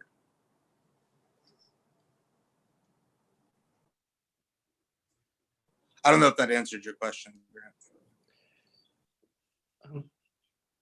I think something that you mentioned right now, and I think Patrick's unmuted, so after I finish that you talk, is when you mention impressionism as a form of like creating a unity, namely what is that? What does that mean? Because impressionism, the way that sort of the kind of vision of the world is brought up on colors that sort of are left undefined but is still sustained by the object. For instance, is one form of unity, and it's a different unity on sort of like, I don't know, wait, let me just come back to that, because I think that is sort of the most important one here, is the sense that is a fragment of a broader world or a bigger world is something. And I think like what you mentioned right now about the way they end on the frames, the way they interact with the frame is important. There is some of this, I don't think this one, but another one, in which it does kind of turn before the frame, and like do not sort of ends before the kind of thing. And they actually, when they are close to the, like this, when they actually, yeah, for example, this one, sort of the blue goes all the way up there. And it has a sense of like cutting it down and like making the space as if inside. While in the other ones, by having the kind of color go beyond, have this feeling of going beyond the frame, it has this feeling of being just a fragment of a broader world, of a bigger world. And that's sort of the intuition of impressionism, at least at the beginning, which is being able to create both unity, but this feeling of fragmentation. And I think this is the painting sort of throw me off the most, because the kind of, I don't know, this kind of relationship with like this kind of turn of this element on the left and several of the other ones do not suggest a kind of different kind of flatness to it, and it just feels I don't know, somewhat unresolved in that sense.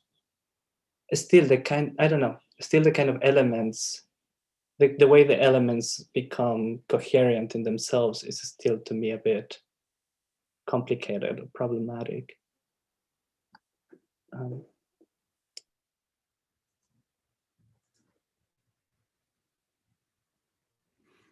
I think I had mentioned this to you before, but the impression that I get from them is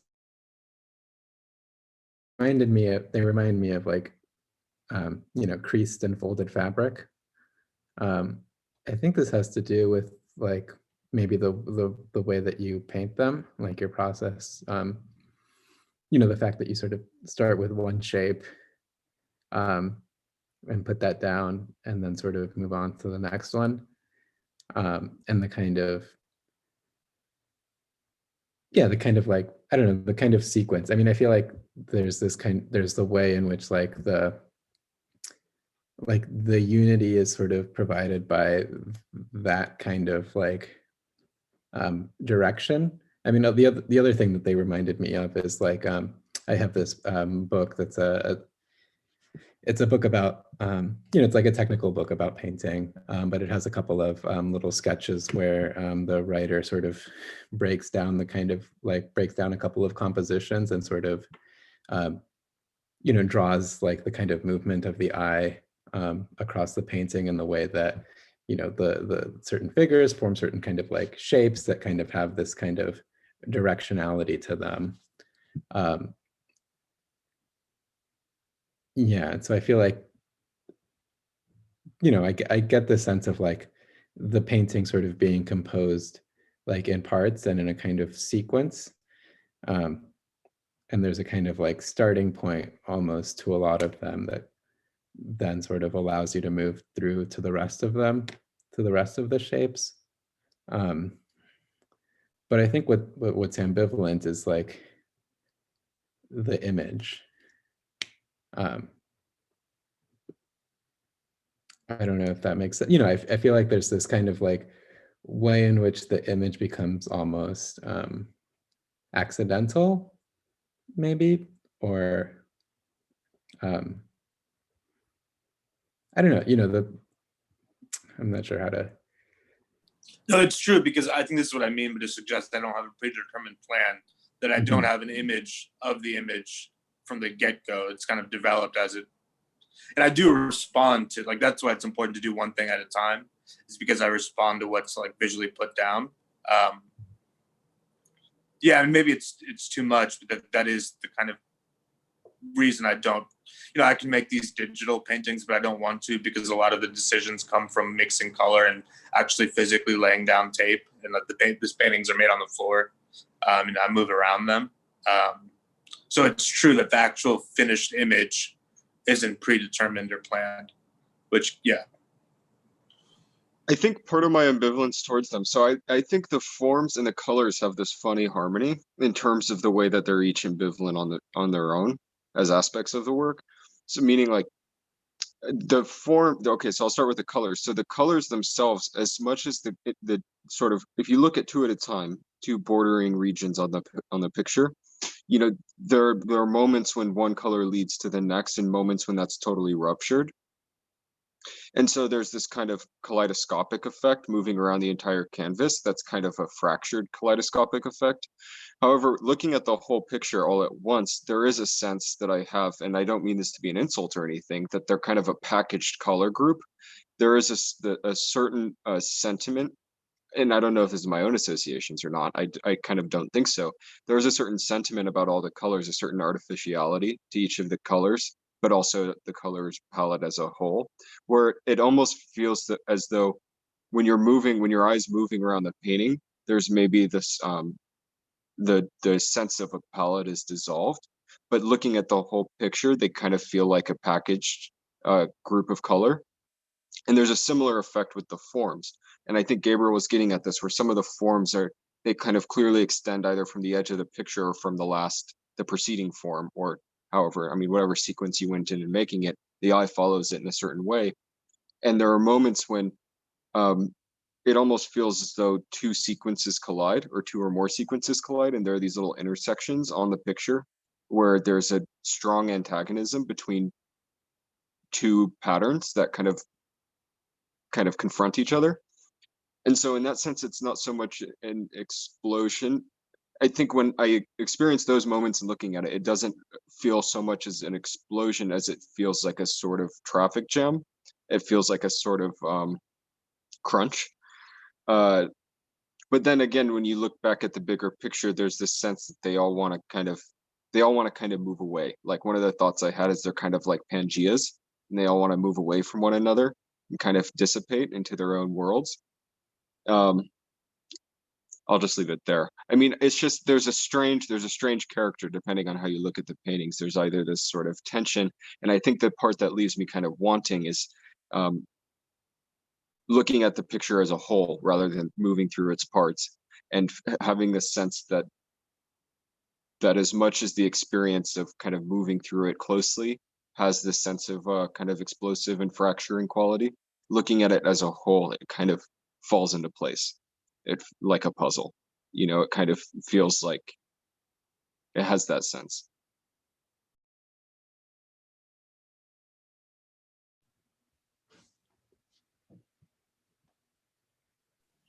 I think the movement I get from the painter Frank Stella, which is that, you know, to avoid making a color look like flat kind of thing, you add a directionality to it, so it seems like it's moving. I don't know. Yeah. I was thinking of a contrast I noticed in the whole image.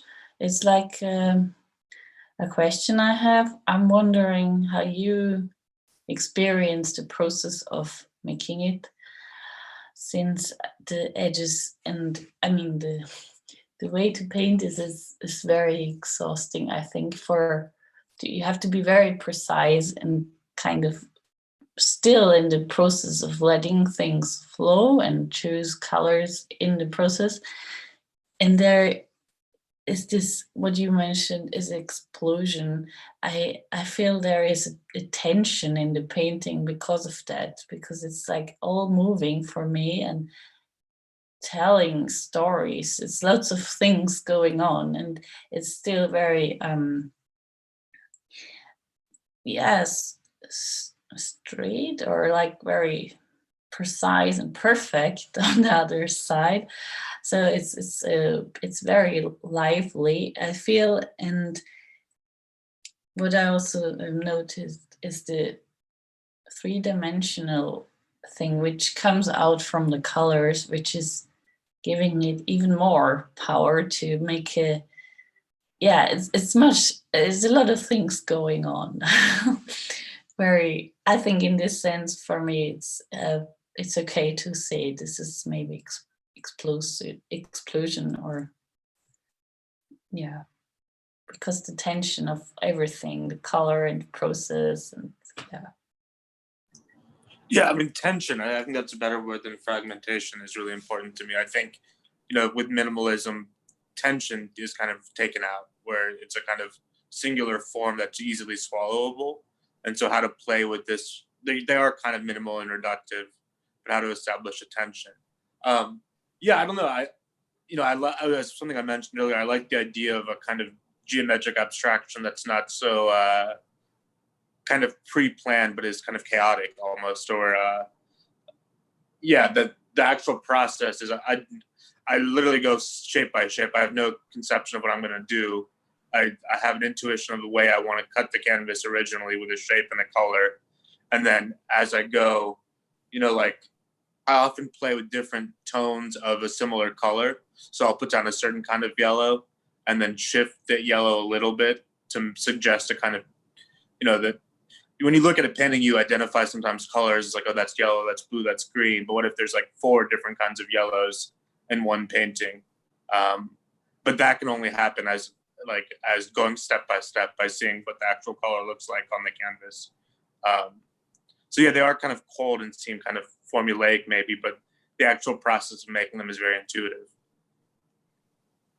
I think like the one dynamic maybe that's missing, and I think that would sort of, like, I think there's like one element of tension that's missing, and that element would sort of like bring them together in a kind of more powerful way potentially. It's like I feel like there's the sense of depth like within the painting. Like I feel like the kind of movement that you use is very like lateral or horizontal, like the way that like the shapes sort of like move across and sort of relate to one another is sort of like very much like on the surface. But like I feel like with some of the other paintings, and I think maybe Grant sort of talked about like the kind of like crunching effect, or like there's a kind of like pinching also. It's it's like when the shape sort of starts to like suggest a kind of, suggest that there are sort of like multiple sort of parallel planes that are relating to each other.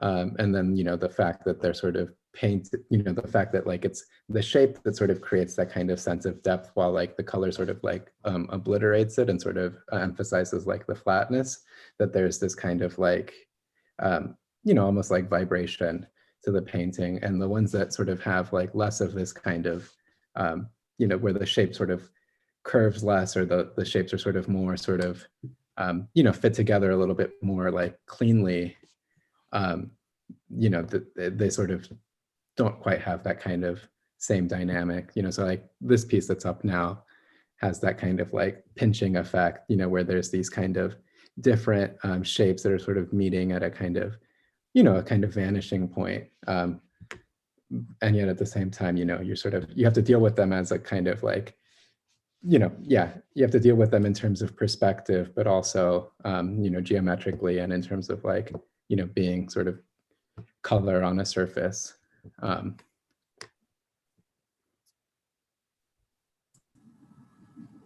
Yeah, I like that you play with our need to sort of find a focal point or a vanishing point, or like subvert that sort of impulse to look for a focal point. going into it, that's sort of the first thing I try and do, or that my eye automatically does, and it, fails to locate a focal point, and I sort of like that process in looking at it. Yeah, I like that kaleidoscope word Grant used. I think that's an effect I'm interested in.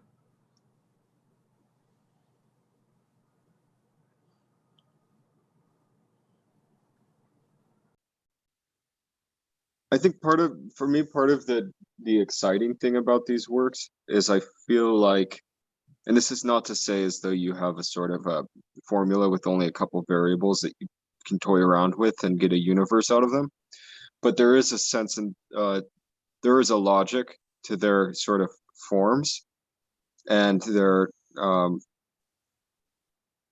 guess their affect, which is really all we've been discussing.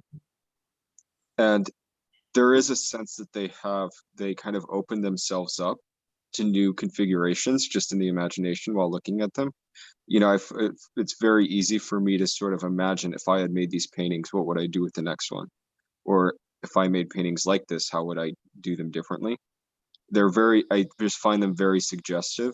It kind of leave an open door behind them and a kind of question mark over abstract painting in general. I think that's part of the enjoyment of them, is that they do have this sort of question mark.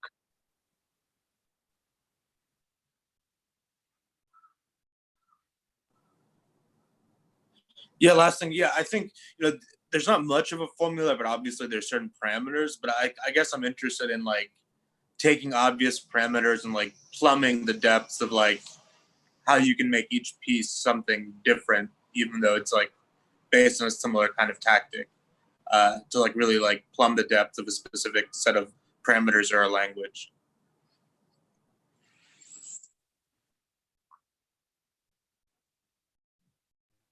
And the funny thing too is that there's a sense that you do have a process, you do have a sort of mechanism by which these are produced, and that they did produce kind of dramatically different results.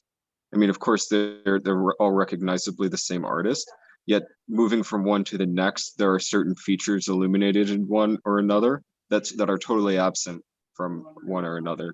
You know what I mean? And so they each have their own character and their own sort of, I don't know, not just sequence of like moving through the picture, but their own sort of sense of space and sense of a dramatically different sense of space and shape. I think one of the ones that we keep going back to is up on the screen now, where they all kind of pinch into one upper left corner, which is very unique out of all of them. But they all have these moments, despite this sort of process that's coherent among them. I think a painter to think about that just came to mind would be El Greco. Not just for the fabric, but I think there, also the way that he uses color. Yeah, I'll look into that. The old masters, I'm not that familiar with, so yeah, that's good. I love El Greco, I think. He's actually a great, at least, I mean, certainly with the color, because he's looking at an El Greco painting, the color is very explosive. Like you move from one field to another, and it's totally jarring and kind of disorienting, and yet they all sort of fall into a world, a very kind of tense and kind of shifting world. Yet they all have this. I mean, it's hard to put into words, but there is this sort of cohesion and explosion to at least the colors that he uses. Mm-hmm. I feel like the El Greco paintings kind of just move past only having tension, and through that tension, which you were mentioning, Grant, kind of move into a sort of like mystical direction because they surpass it, and they're so like ambient with it. Yeah, it's cool. Yeah, and they're very geometric.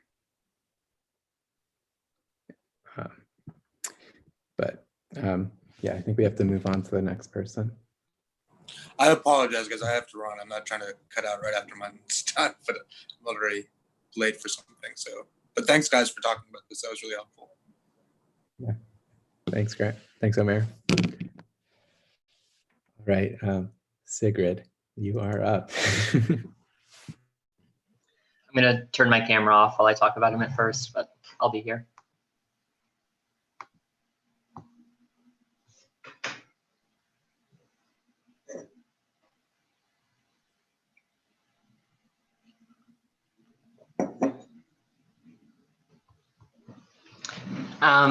Okay, so yeah, this one was sort of built up. It was like one of the first times I was trying to work really with doing multiple layers on a canvas and really trying to make the base layers come through over successive layers of like really thin, thinned out acrylic paint building up over oil and lettering and stuff like that. And I won't go too much into the backstory behind all the writing and the images or whatever, but it was based on this idea of multiple perspectives on the same thing, or shifting perspectives and upsetting like a linear perspective on identity. The two sides of the piece are like sort of the same narrative told from different perspectives. And, you know, there's the idea of the object of study too, in terms of the X-rays, and the XO as being sort of like perhaps a chromosomal set that may be undecidable, but also like hugs and kisses.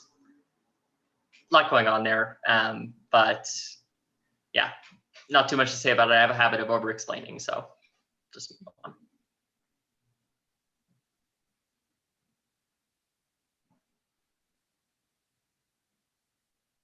I wish I could show like all the layers that went into making it, but there's the finished product. We'll appreciate it. This one, I actually made a bunch of these different space bag projects last year, and a lot of them proved to be pretty untenable. This was one where I had a copy of Kant's Critique of Pure Reason, and I tore out all the pages, and it's kind of hard to tell, but the surface is confusing and sort of repulsing the viewer. But yeah, they're all held there in sort of stasis, and they're tough. And that's the field in the middle is a lemon that I left to rot for, I think this was maybe the shot at like 8 months, 9 months, something like that. It hasn't changed that much since then, because I guess there's only so much juice in a lemon. But, you know, it requires a little bit of maintenance in terms of the fruit is rotting. So occasionally I need to go in with the vacuum again and vacuum out some of the air in order to keep the integrity of the space bag together. So there's that fun aspect to it. With this one, I was really thinking about like, what's maybe the bare minimum that would qualify as like reading or digesting the work. And it was inspired by a book that I lent a friend to, and they accidentally left it in their backpack with a bit of food for a while, and they couldn't return the book to me because it was totally destroyed. And I was like, hey, this would be a kind of fun way to look at maybe the concept of reading or the concept of writing or annotation especially, and just play with it and sit with it for a while. And it's sort of like this work that refuses a finished product.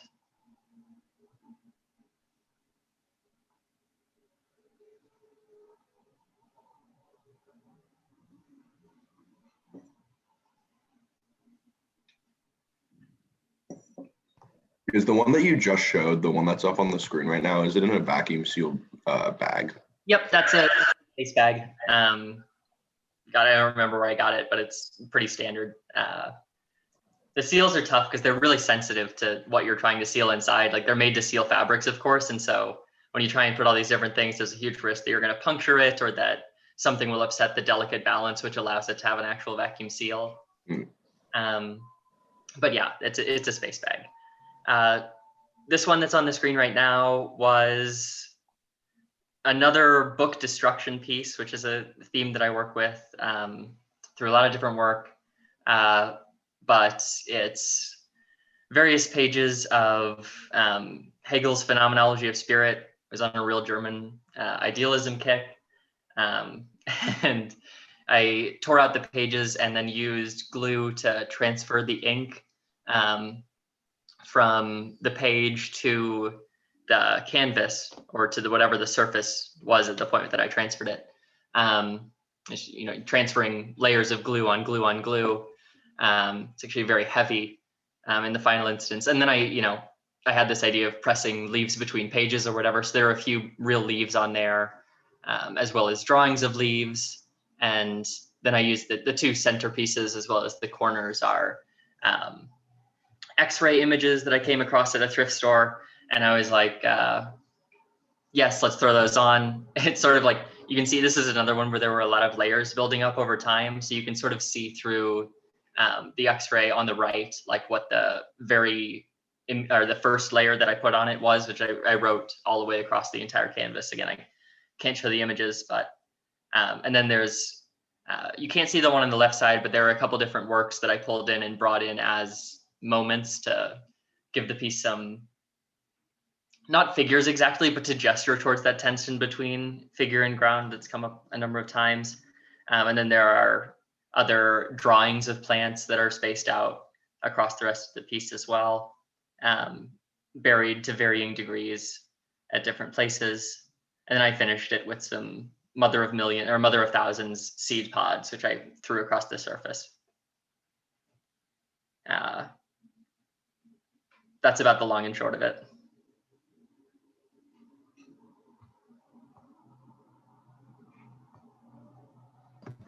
I really like the focus on the act of reading in these. Like, it reminds me of how when you're trying to read a book and really focus into like different things, like different random lines and sentences will like take your mind elsewhere. And like while you're reading what the author, has written in the book, it's also all your own memories and kind of experiences are encoded with that feeling. So it's like really like how you visually represented it with like, especially the leaf coming over it. And in the first one too, there's a lot of, I guess, like it kind of resonates towards other mediums. Like I thought the sort of linear structure of like the notebook paper and then also the black bars in the middle really made it feel like looking at a piece of sheet music. And I like kind of how the work goes in so many different fields and directions, but yet kind of remains like aesthetically unified and very pleasing to look at. Thank you. Yeah, I thought a lot about like exactly what you say. Like I wanted to make works that sort of repulse an easy comprehension or like don't necessarily like offer as much to the viewer, and sort of they focus in on one thing, they're suddenly thrown in a different direction. There's a glare, they can't see what they want to see, they look at something else, they're drawn in by an image, suddenly there's something in the way of that. So thank you for that.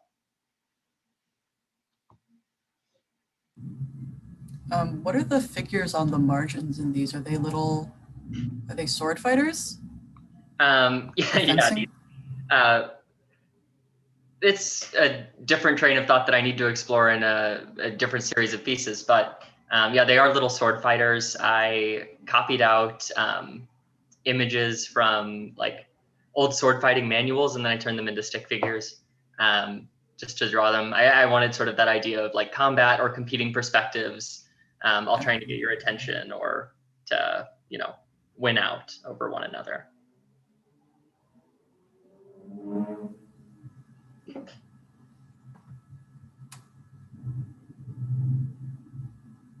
Yeah, I really like the way they sort of play against the X-rays and the text. Thank you. Do the X and the O in that first piece that we're looking at have any symbolic significance, or were they kind of just shapes that you chose to overlay onto it? Well, it's a motif that I've repeated throughout different work. Obviously, we're only seeing one today, but they do have significance in that, like, I see the O as like the symbol of the undecidable or whatever, and I relate it to the stories on either side of the pieces of notebook paper, whatever. They're stories about clinic where maybe trans things are going on, hormonal things are going on, etc. And so the XO is like, a reference towards the object of study as being something that it's like left up to you sort of to decide what it is. So like XX, XY as chromosomal sets, and then XO is being like also this, sort of goodbye, ta-ta, see you later, that sort of thing, as like both something that like draws you in and asks you to decide, but also like pushes you away. despite like the normal connotations of like an X like that kind of being like stop, like, you know, this is like canceled or whatever, like you don't want to look further into it. I think the flourish that you added on like both sides of it like makes it a lot more open than an X would typically be. Yeah, thank you.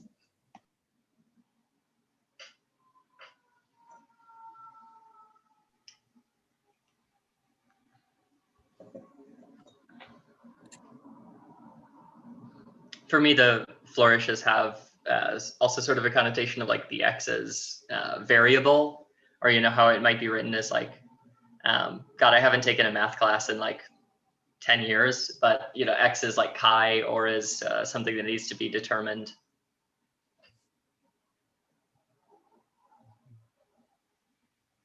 I'm reminded of Joseph Cornell and his boxes a little bit. Like I feel like there's this kind of I don't know, like the way that the images work is like this, you know, they're sort of like built up through these kinds of associations that are, I guess, only really relevant to you as the artist in terms of like, you know, what they sort of like mean in a kind of determinate way. Mm-hmm. But what they sort of seem to capture is this kind of, you know, I think Brandon sort of mentioned this earlier, this kind of like, I don't know, the way that your mind wanders, I guess, and the way that like things sort of like associate themselves with one another. And while there isn't like a necessarily like a clear logic that can be traced from one to another, there is a kind of cohesion that nonetheless like happens. But it's also sort of thinking of like the, you know, the idea of like an after image, and how, you know, these layers sort of function as a kind of like, you know, to accumulate these after images of some kind of situation, or, you know, there, you know, that seems like behind all of these, there's some kind of like, you know, trigger, or like there's some kind of like event, a situation, there's some kind of like object that these are sort of depicting an experience, I guess. Mm-hmm. But the way that they sort of depict it is not through, you know, attempting to represent it directly, but by sort of accruing all of these kind of associations around it. So there's like kind of like constellation around a central thing that isn't actually present, but it's sort of like, or only present in a kind of, you know, through the sort of after image effect.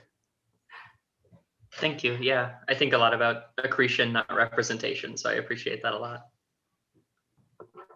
Were you thinking of Cy Twombly at all with regard to like the kind of the network, the notebook piece, you know, element of the first piece? Was that a thought in your mind at all? I love Twombly's work. I don't know if I was thinking specifically of like, you know, the kind of stuff that he's doing. But now looking at it with you making that reference, like, yeah, I can see how the sort of like redrawing of the X and the O, or the going over the writing on the notebook pages multiple times, it does remind me now of Twombly also, and the way he built up his canvases, writing in the dark or whatever. Yeah, there's also, and this is me speaking more of it as a lit person today, there's also within kind of visual writing, asemic writing. Have you heard of it? It's sort of like dysfunctional scribble writing. It's sort of a species of or subset of concrete poetry. If you're not familiar, check it out. Very interesting. Cool. Yeah, I'll do that. Thank you. I have a little bit of peripheral knowledge, but not much.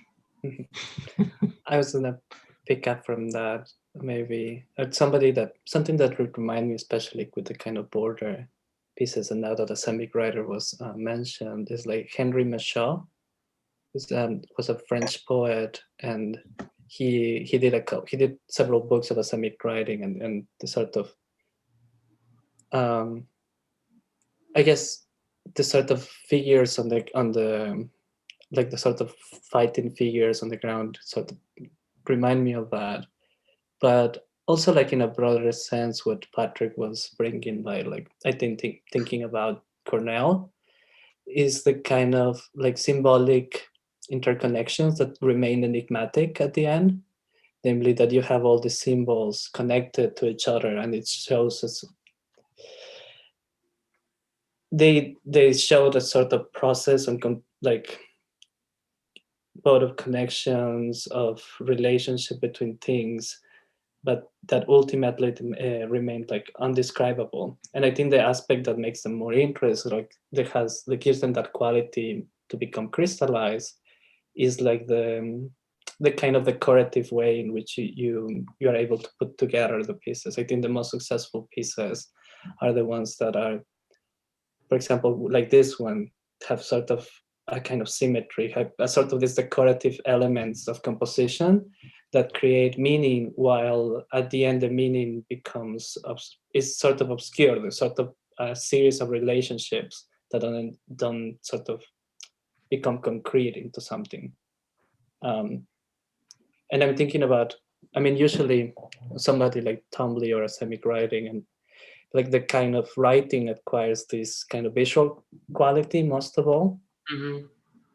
So it's like both the writing and the kind of symbols become unified in this sort of compositional form. Yeah. Thank you. I'll have to check out Michaud, learn more about him. I was thinking like with the border and stuff, like illuminated manuscripts and stuff that monks would work on or whatever, and this quality of like having doodles in the margins that may or may not be related to the subject of the text or whatever was being transcribed or written. I do see a relation between the sword fighters and all of the text going on in the middle, though. You know, sword fighting being like a traditionally masculine pursuit, I kind of immediately imagined, you know, their swords also doubling as like a sort of phallic object, but you like re-rendering these from books as stick figures kind of cuts that out, makes them a blank slate in some way. And so then it seems to become a sort of like top-down landscape battlefield where all of these figures are like playing as defense so that what's going on in the middle can flourish, which is where it leads me.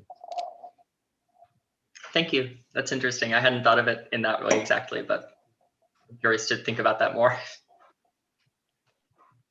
On the sword fighters actually, for me, they had an association more closely towards language, because I think of the way that you copied them out, they look very similar to Japanese kanji.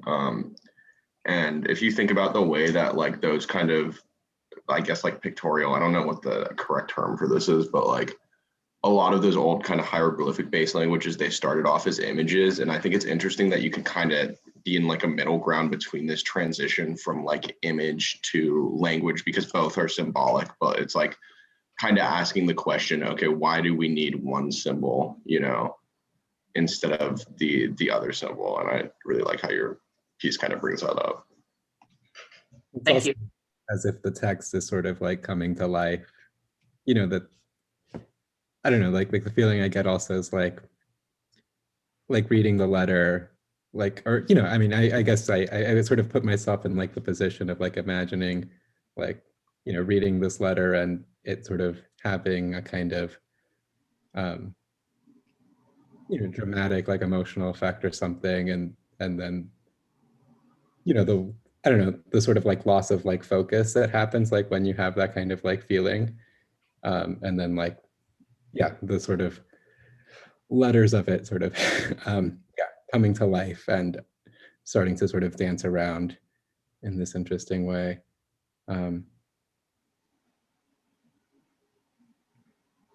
Yeah, I mean, it's all very like playful, which is very nice.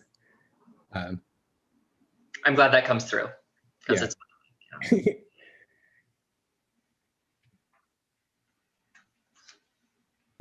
I had the feeling it reminded me of of archives, or the quality of the material, which is a long time in an archive and goes through different conditions, and then the paper becomes, I mean, you paint over with paint, but not in a very, like, it's very transparent, and so it still seems so natural to, like, as if the paper would change its color. It's like that. And yeah, I was already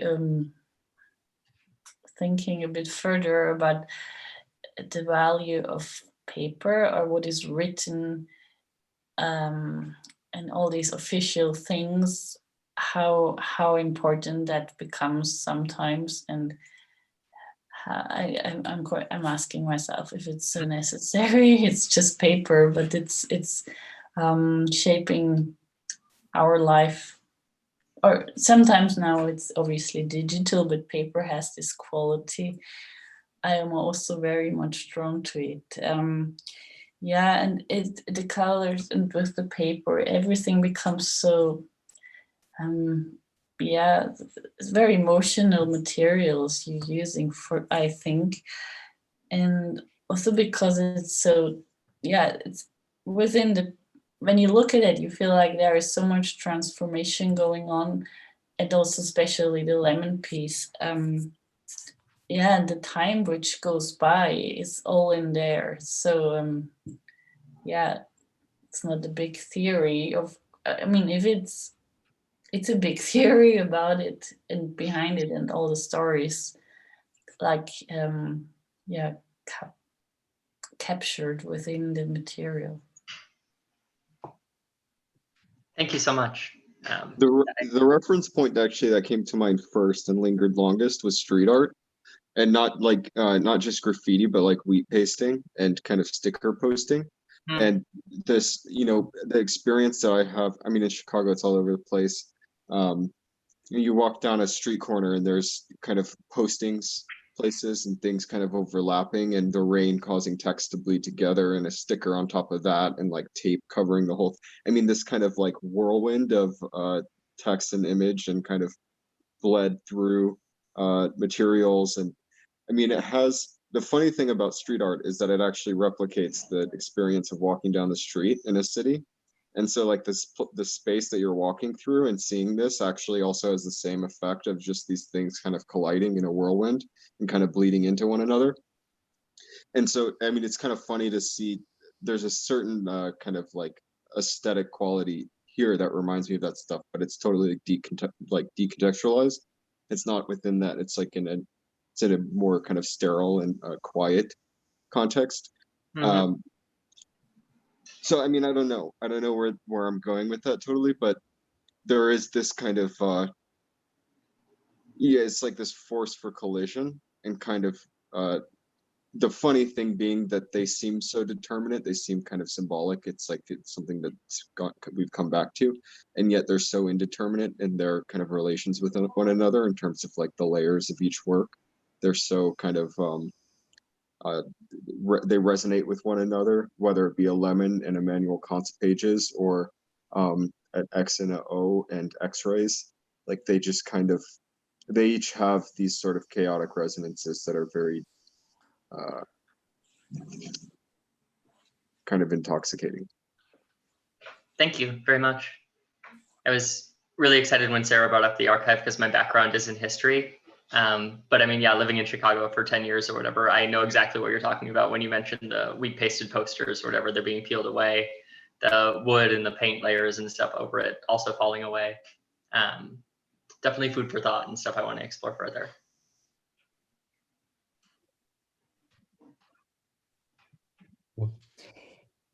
Well, I think that's a nice natural transition to our last presenter, William, who's got some experimental writing to share.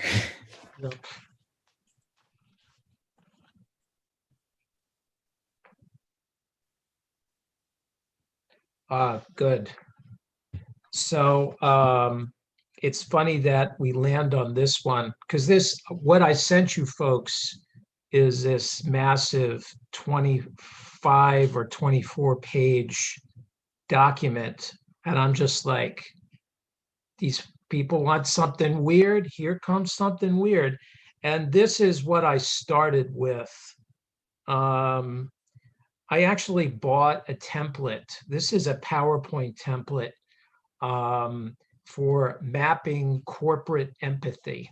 So like, you know, like say you're at the airport and your flight has been canceled, and you know, you hear like, we're on your side, we're with you, you know, all of this statements of empathy. Or you're waiting, you know, on hold because your credit cards have been declined or something, and you hear all these statements of affirmation. You know, this is corporate empathy. So the PowerPoint is sort of like a way for corporate sort of consultants to map, you know, empathy at an organization. And you can tell that I sort of don't believe in any of that. So I bought this template, and because of my day job, I hear a lot of this sort of junk language, you know, this sort of thing. And I kind of started here, and I wanted to write the weirdest language that I could to dysfunction this whole process. And then from there, I sort of found my way into the rest of this document. And maybe what I could do is maybe just read a little bit, and then we could go back to the rest. Okay.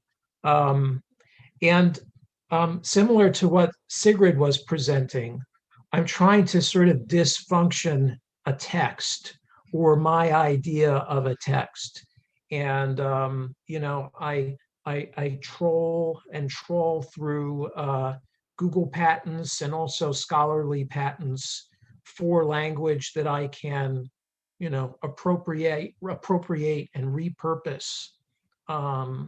Yeah. So anyway, this study proposes a model of empathy that involves parallel and distributed processing in a number of dissociable mechanisms: shared neural representations, self-awareness, mental flexibility, emotion regulation constitute the basic micro-components.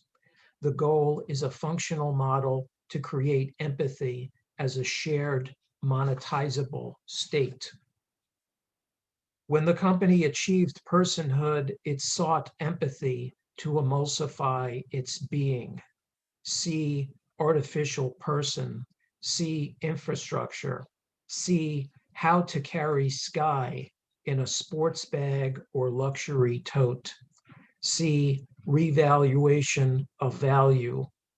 The model is dependent on subject ingested as data. We begin monetizing in the customer's voice. Of character, the feeling is a joke swelled with blood just beyond the jaw. In certain cultures, it takes gel form to return skin to finger. In its natural state, it is made of feather, of sparkle, its oblong shadow traveling an icy river between elbow and wrist. Inherited tendril, or snapping at the crest of frozen wave. Faber-Cast grade contact, electroformed with cumulus shape, nimbus tolerance, attachment via leather or flexible material strop. Faber-Cast grade recommended for semi-permanent location, also conduction. According to recent tests, sentiment can be extracted at rates comparable to the hydraulic fracturing of angels. Meat peeled back, pink marbled sky, 9,000 pounds of pressure per square inch crossing bone. Diagnostic. Check as many as apply. What do they think and feel? No light between syllables. Needles carved from a long-stemmed breath. What do they hear? Same-day vegetation, still motile but easy to dominate.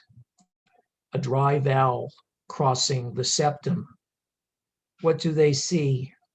Blissed syntax, sentiment pressed from dull, colorless memory and named for you. Cancer that autographs bluebirds for your sleeve. What do they say and do? Some melt tundra to wick, some carve teepees from a furred alphabet. Body fails to appear, horizon caught in the act. A brief palsy clings to the speaker. The subject is a basement where we hide our breath, breath piled one atop another, some dotted with words, others holding a lone syllable, broken from a word never born, breath once discarded, ridged with memory. They cut when pinched at the root.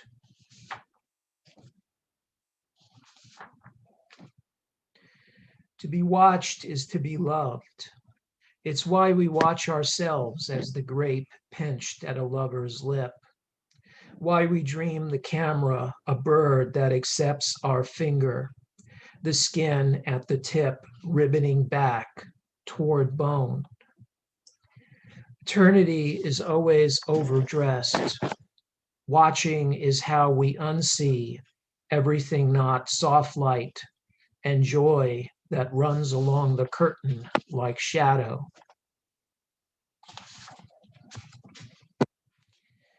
The company performs personhood alongside other portfolio assets, alignments, atonements.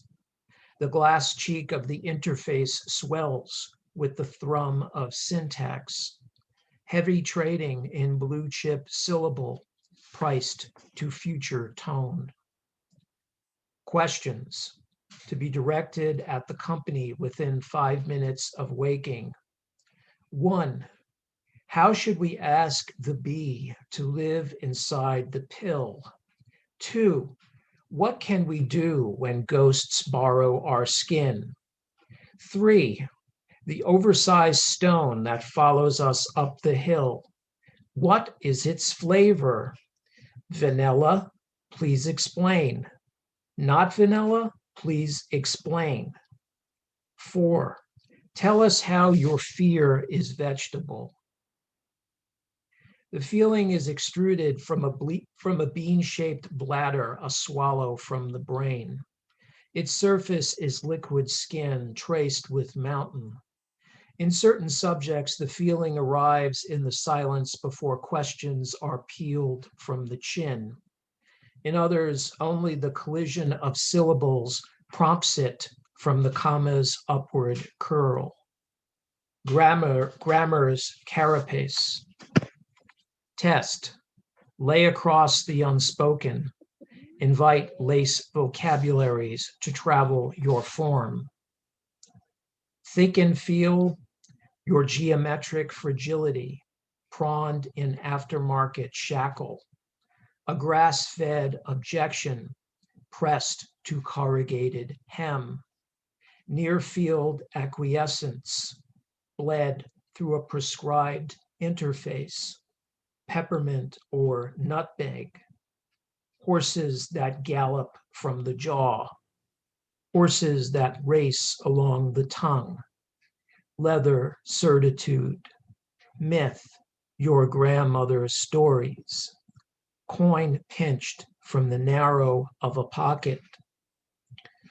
History walks backward up the sentence.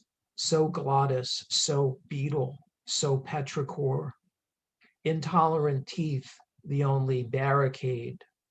Memory combing syllable with its blade. The people who failed us are still here as dust. Sometimes I carry them in my throat. Subject feedback. 1. Please describe experiences you have had problems with. 2. When did the company's subjectivity first become an issue? 3. Describe the experience that returned time to your wrist. 4. Additional comments. 5. How would you rate the mechanism? Circle 1. Snow, mountain, pearl, whisper, rain. Sample response. Question 3. The people who failed us first failed themselves. What do we say to them? Words elbow up and out, forced from a flooded cellar. Curses, phrases, prayers with spiked tails. These people had hello and nothing to say when they still had tongues. A word laced up with string, another glued to a fist. Sentences chase the ankles, awaiting pause, the shape of their fang. Bodies round with venom, each word scattering into syllables flecked with foam. Sighs and other punctuation, empty bags too heavy to lift. The people who failed us, always before us, dry leaves breaking at our step. That's that.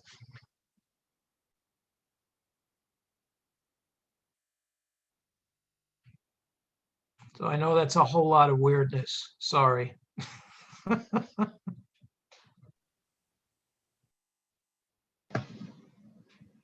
There's a lot going on in my head now after hearing that. Yeah. My immediate reaction is very positive. It made me think of a lot. I think the first thing that is very apparent is the source material you were taking it from, and also how you kind of integrated that into form through the listing, and also certain syntax phrases like the repetition of the C as a kind of a motif. And then towards the end, it starts to feel like you're really getting trapped within this like massive mound of corporate documents, like just trying to find meaning in them. Over a very interesting piece overall. I really enjoyed hearing it. Thanks for reading it. Yeah, thank you. I mean, I try to, it's like if you were to like go trolling around like I do in like Google patents, and you like look up like, you know, patents for like facial recognition and all these other things.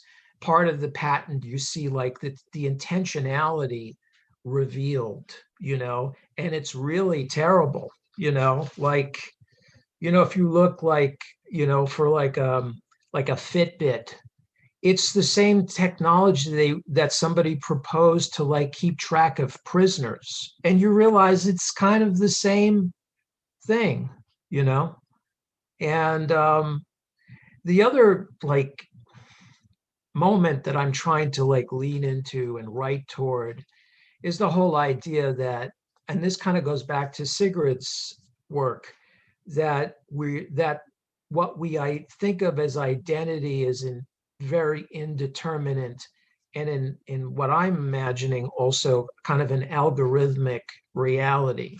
So like if you're writing, or one is writing a text to a friend, you know, the algorithm is interrupting what you're saying with this like recursive suggestions of other things, you know. So it's like, would you like, and it's like a pizza, you know, would you like to do this? And I feel like, you know, I mean, if you open most literary magazines, it's like, wow, here's another fucking poem about a barn, you know. You would never, you know, the whole idea that we're walking around with these supercomputers in our pocket, it doesn't seem, you know, to put it in painterly or fine art terms, it's like all of these people they're the ones who were like painting like bucolic realistic scenes in the mid 19th century when the Impressionists were coming along. And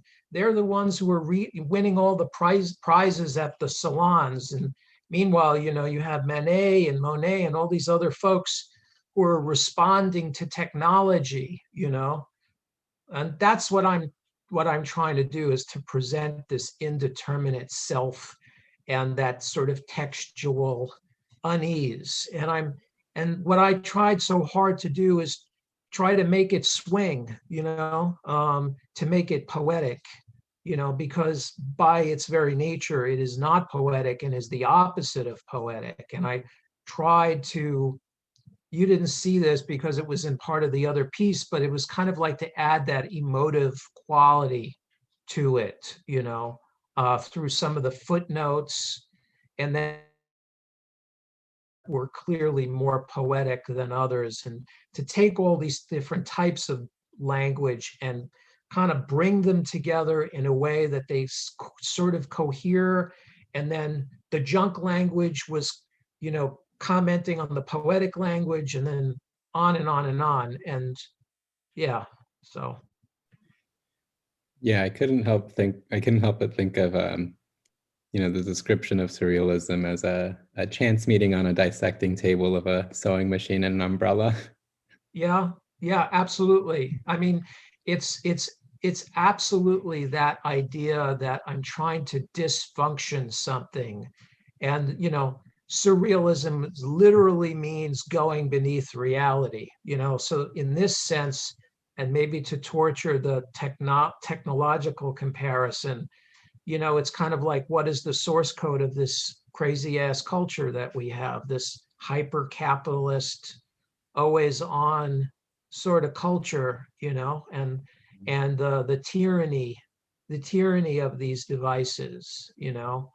And then from the visual part of things, I mean, I'm also thinking a lot of like Nancy Sparrow, and the idea that while I dysfunction, you know, a patent or a, you know, some sort of research study about, you know, people, their eyes, you know, what's the width of their, you know, their corneas or their irises while they're looking at something that they want, and all this really awful Orwellian type stuff. I'm also trying to move toward like, okay, well, how would this work as a scroll, as a series of, you know, set pieces, you know? So that's going to kind of move away from the totalitarian stuff, but bring it with me and figure out some way to engage with it so that we understand it better, you know? And the whole narrative that I'm trying to bring out here is like, it's a study about how to make a corporation more empathetic. And obviously the corporation fails miserably, because if it truly existed as a person, it would have to engage trauma, and it doesn't want to, because trauma and all of these things are not monetizable, you know, by their very nature, they can't be monetized. So it's kind of like a simulation of personhood. Yeah, I think one. Sorry, go ahead, Pat. No, I was going to say that, you know, I thought what was interesting about the piece was that it sort of is able to kind of unearth a kind of aesthetic potential in this language. It's able to sort of mobilize it in an interesting way. Whereas I feel like, you know, sometimes kind of, you know, the kind of sort of, I don't want to say politics of it, because I don't think that's quite the right way of framing it. But, you know, I do think that the points in the text where it sort of like, you know, where it's like the corporation is a person, or says something like this, I feel like those are the parts of the text where it actually sort of loses its interesting quality that it has in the other moments. You know, like, I think that the kind of absurdity, which is also sort of like what makes this like aesthetically interesting, is something that sort of comes through like in the sort of play of the language itself, and that these kinds of more directed like polemical statements, or maybe like not that necessary. Like I feel like that the language will sort of do that itself, like in its own kind of ridiculousness, which is also sort of like the source of its kind of like aesthetic sort of splendor, or like the other sort of not only the surrealists, but I feel like I was also sort of picking up on like Mallarmé and like the way that his sort of his major poem is picking up on like the aesthetics of advertising in the way that it plays with like the arrangement of text on a page and the size of the font, and not only to condemn it, but also to sort of try to unearth that kind of new aesthetic potential in and through it. That's what I thought was sort of, interesting about this piece, and was like, it kind of like glimmers like through the language.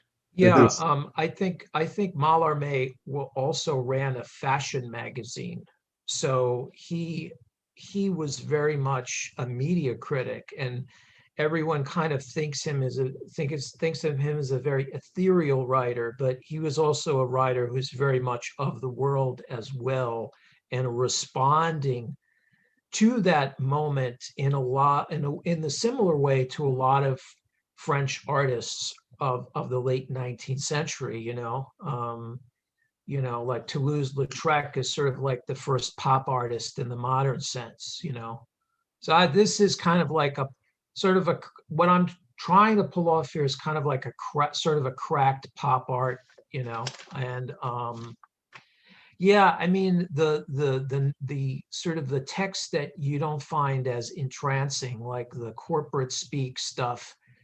Yeah, I know. I mean, I wrote the piece and then I went back and I said, man, I need to lard this up a little bit with more of this corporate dog shit, in order.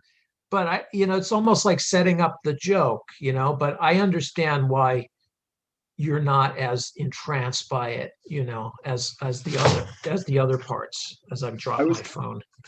I was going to say something pretty similar to what Patrick said, and it's riffing off the comparison to the surrealist, which is that what it is you're doing, these peaks that Patrick's talking about of sort of potential with this language, is the giving them a second life, right? That this text has its first life as this sort of canned process, this canned sort of directive. But it's, the way you've kind of reconfigured its organization, its kind of points of tension, its points of interaction in relation with the text around it, has elevated it to a new life beyond its first. And so I think part of what Patrick was saying is that the polemical parts return back to this past first life that's already expired. And so it kind of lacks the kind of luster and sheen of the elevated collision of language. I think, there is something else. There are the first two thoughts I had, which, I mean, these are kind of lame, I'll admit, and so take them or leave them. The first one was Blade Runner, the machine they talk to sense emotion. And it's, you know what I'm talking about. The other one was, speaking of ghosts and dust, it's kind of like the ghost of Kafka ground to dust. There's this sort of kind of atmosphere of fear and anxiety and correction and domination that is taken in a very playful way, right? It's like this prison is turned into a fairy tale, which is... I definitely tried to put some yucks in there, Grant. I definitely tried to put some yucks. Absolutely. The end result, I mean, it's really thrilling. I mean, it's fun. Thanks. Like I was trying to I have to say I have like a bit of a prejudice against kind of certain appearances of text, and I quickly glanced at each of the works I was putting into the presentation, and I was like, I kind of felt a little not so excited about this one, to be totally honest. And you reading it totally turned that. I was like, shame on me for doubting it, because it was, I mean, it really was a kind of a fun experience. Yeah. To maybe, I know we have to end in 1 second, so I'll kind of leave it on a very fun note. I think it's really groovy that we are mirroring this wild ass discussion today on Twitch. because the other night I was on Twitch, and I don't know if you folks are aware of this, but there's a whole underground sort of film movement on Twitch these days. And there's this one in particular called Racer Trash. Racer Trash, like Speed Racer, Racer Trash. And Racer Trash is it's this guerrilla series that broadcasts on Twitch every so often. And what it is, it's a collective of artists in Hollywood who've taken like traditional big blockbuster Hollywood films and re-edited them and added all sorts of weird color palettes. And like, so the one I was watching was Clueless, and it was like totally messed up the color palette. And there's like ripples going across the screen. And then they interrupt it with like other like unrelated sequences. It is unbelievable.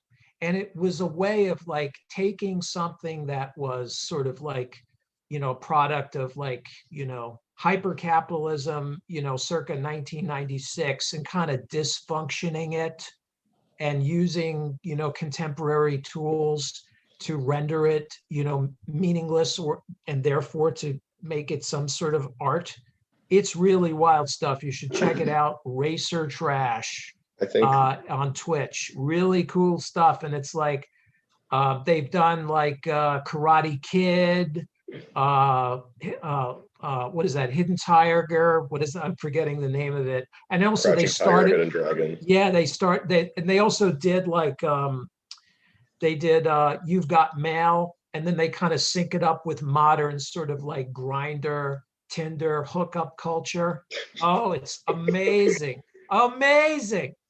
Well, there's the double nature to technology, right? I mean, it can be used as like a vessel for corporate control, but also in the hands of, people with, especially like a live stream, you can't really get in trouble for pirating stuff on it because it only exists in like a live state. This is kind of we did get a Twitch stream shut down by Twitch for its content. Okay. So there's still control. Yeah. Well, random question just for William. Have you considered putting your piece in a text-to-speech program and having like a computer voice read it out? Oh, you're such a smart bunny, Brandon. I'm totally thinking about all of that, because a related series that I've been doing on facial recognition, and it was published by Social Text, and also another sort of like cool kid underground magazine called Sync Review published it. But yeah, I mean, what I want to do is I definitely want to think of it as from a 360-degree perspective, a multimedia perspective, so that there'll be the text-to-speech element of it, and also, maybe create some collages similar to what Sigrid had today, so that, you do like a screenshot of your desktop and like all the different things and the layering, and that could be a canvas as well. But yeah, I'm definitely thinking all around all of this. And I'm glad, this goes back to what Grant was saying. I tried to give it some swing so that it didn't seem stale, because conceptual writing can really suck and be boring, and people get all up in what they're doing, and it's so terrible. So yeah, I'm glad that some kind of fun came through with the piece, and also some kind of emotive quality too,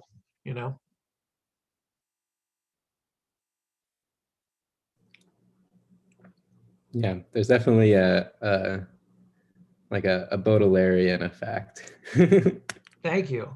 The irony and the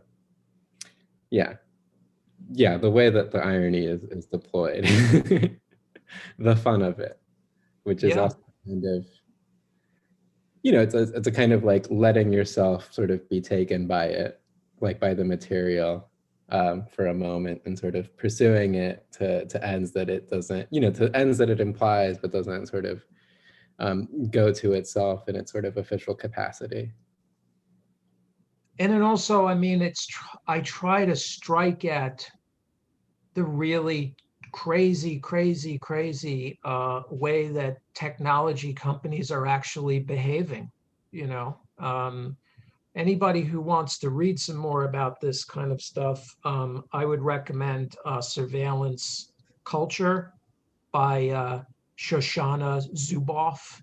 It's a really thick book. You could absolutely kill somebody with this book, but it's very interesting because it talks about like how Google has colonized almost every aspect of our lives, you know.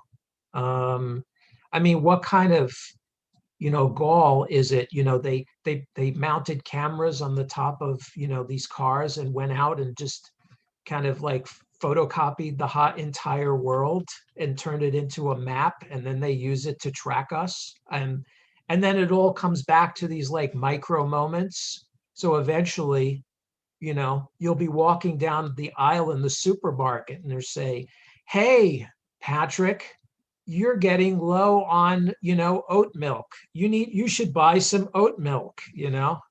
And I don't know, is it because like a lot of writers don't have jobs? I don't understand why people don't write about this. Poets don't write about this stuff. Yeah, so that's my ranty old man's ending to our conversation today. Well, thank you. That was great. And thank all of you for participating in this and, you know, sharing your thoughts, sharing your work. You know, it was a great discussion. And yeah, we covered a lot of ground. You folks kick ass. Thank you. Thank you.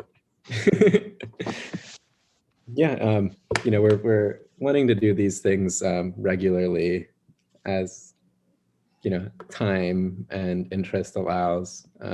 So we're hoping to do another one in April. If you've got friends that are interested, let them know. Patrick, will there be a list of like everybody's art up on the Caesura website afterwards? Like, Yeah, I kind of want to look back at some of the stuff. We'll figure out some way. Yeah, we'll figure out some way to have this live on in the site. I think it'll be captured by Twitch, so the conversation will get recorded. So I think we can put that up on the site, and if we at the very least, a recording will be on YouTube, on our YouTube channel. But we'll try to make something else happen so it's more accessible. Yeah. Cool. Well, I gotta run, so I'm gonna go. But it was great talking to all of you. Yeah, thank you all for Bye-bye. participating. Thank you, everybody. Nice to meet you all. Bye. Nice to meet Stay in everyone. touch, everybody. Thank you for everything. Bye. Bye-bye. Bye. Have a good night, y'all.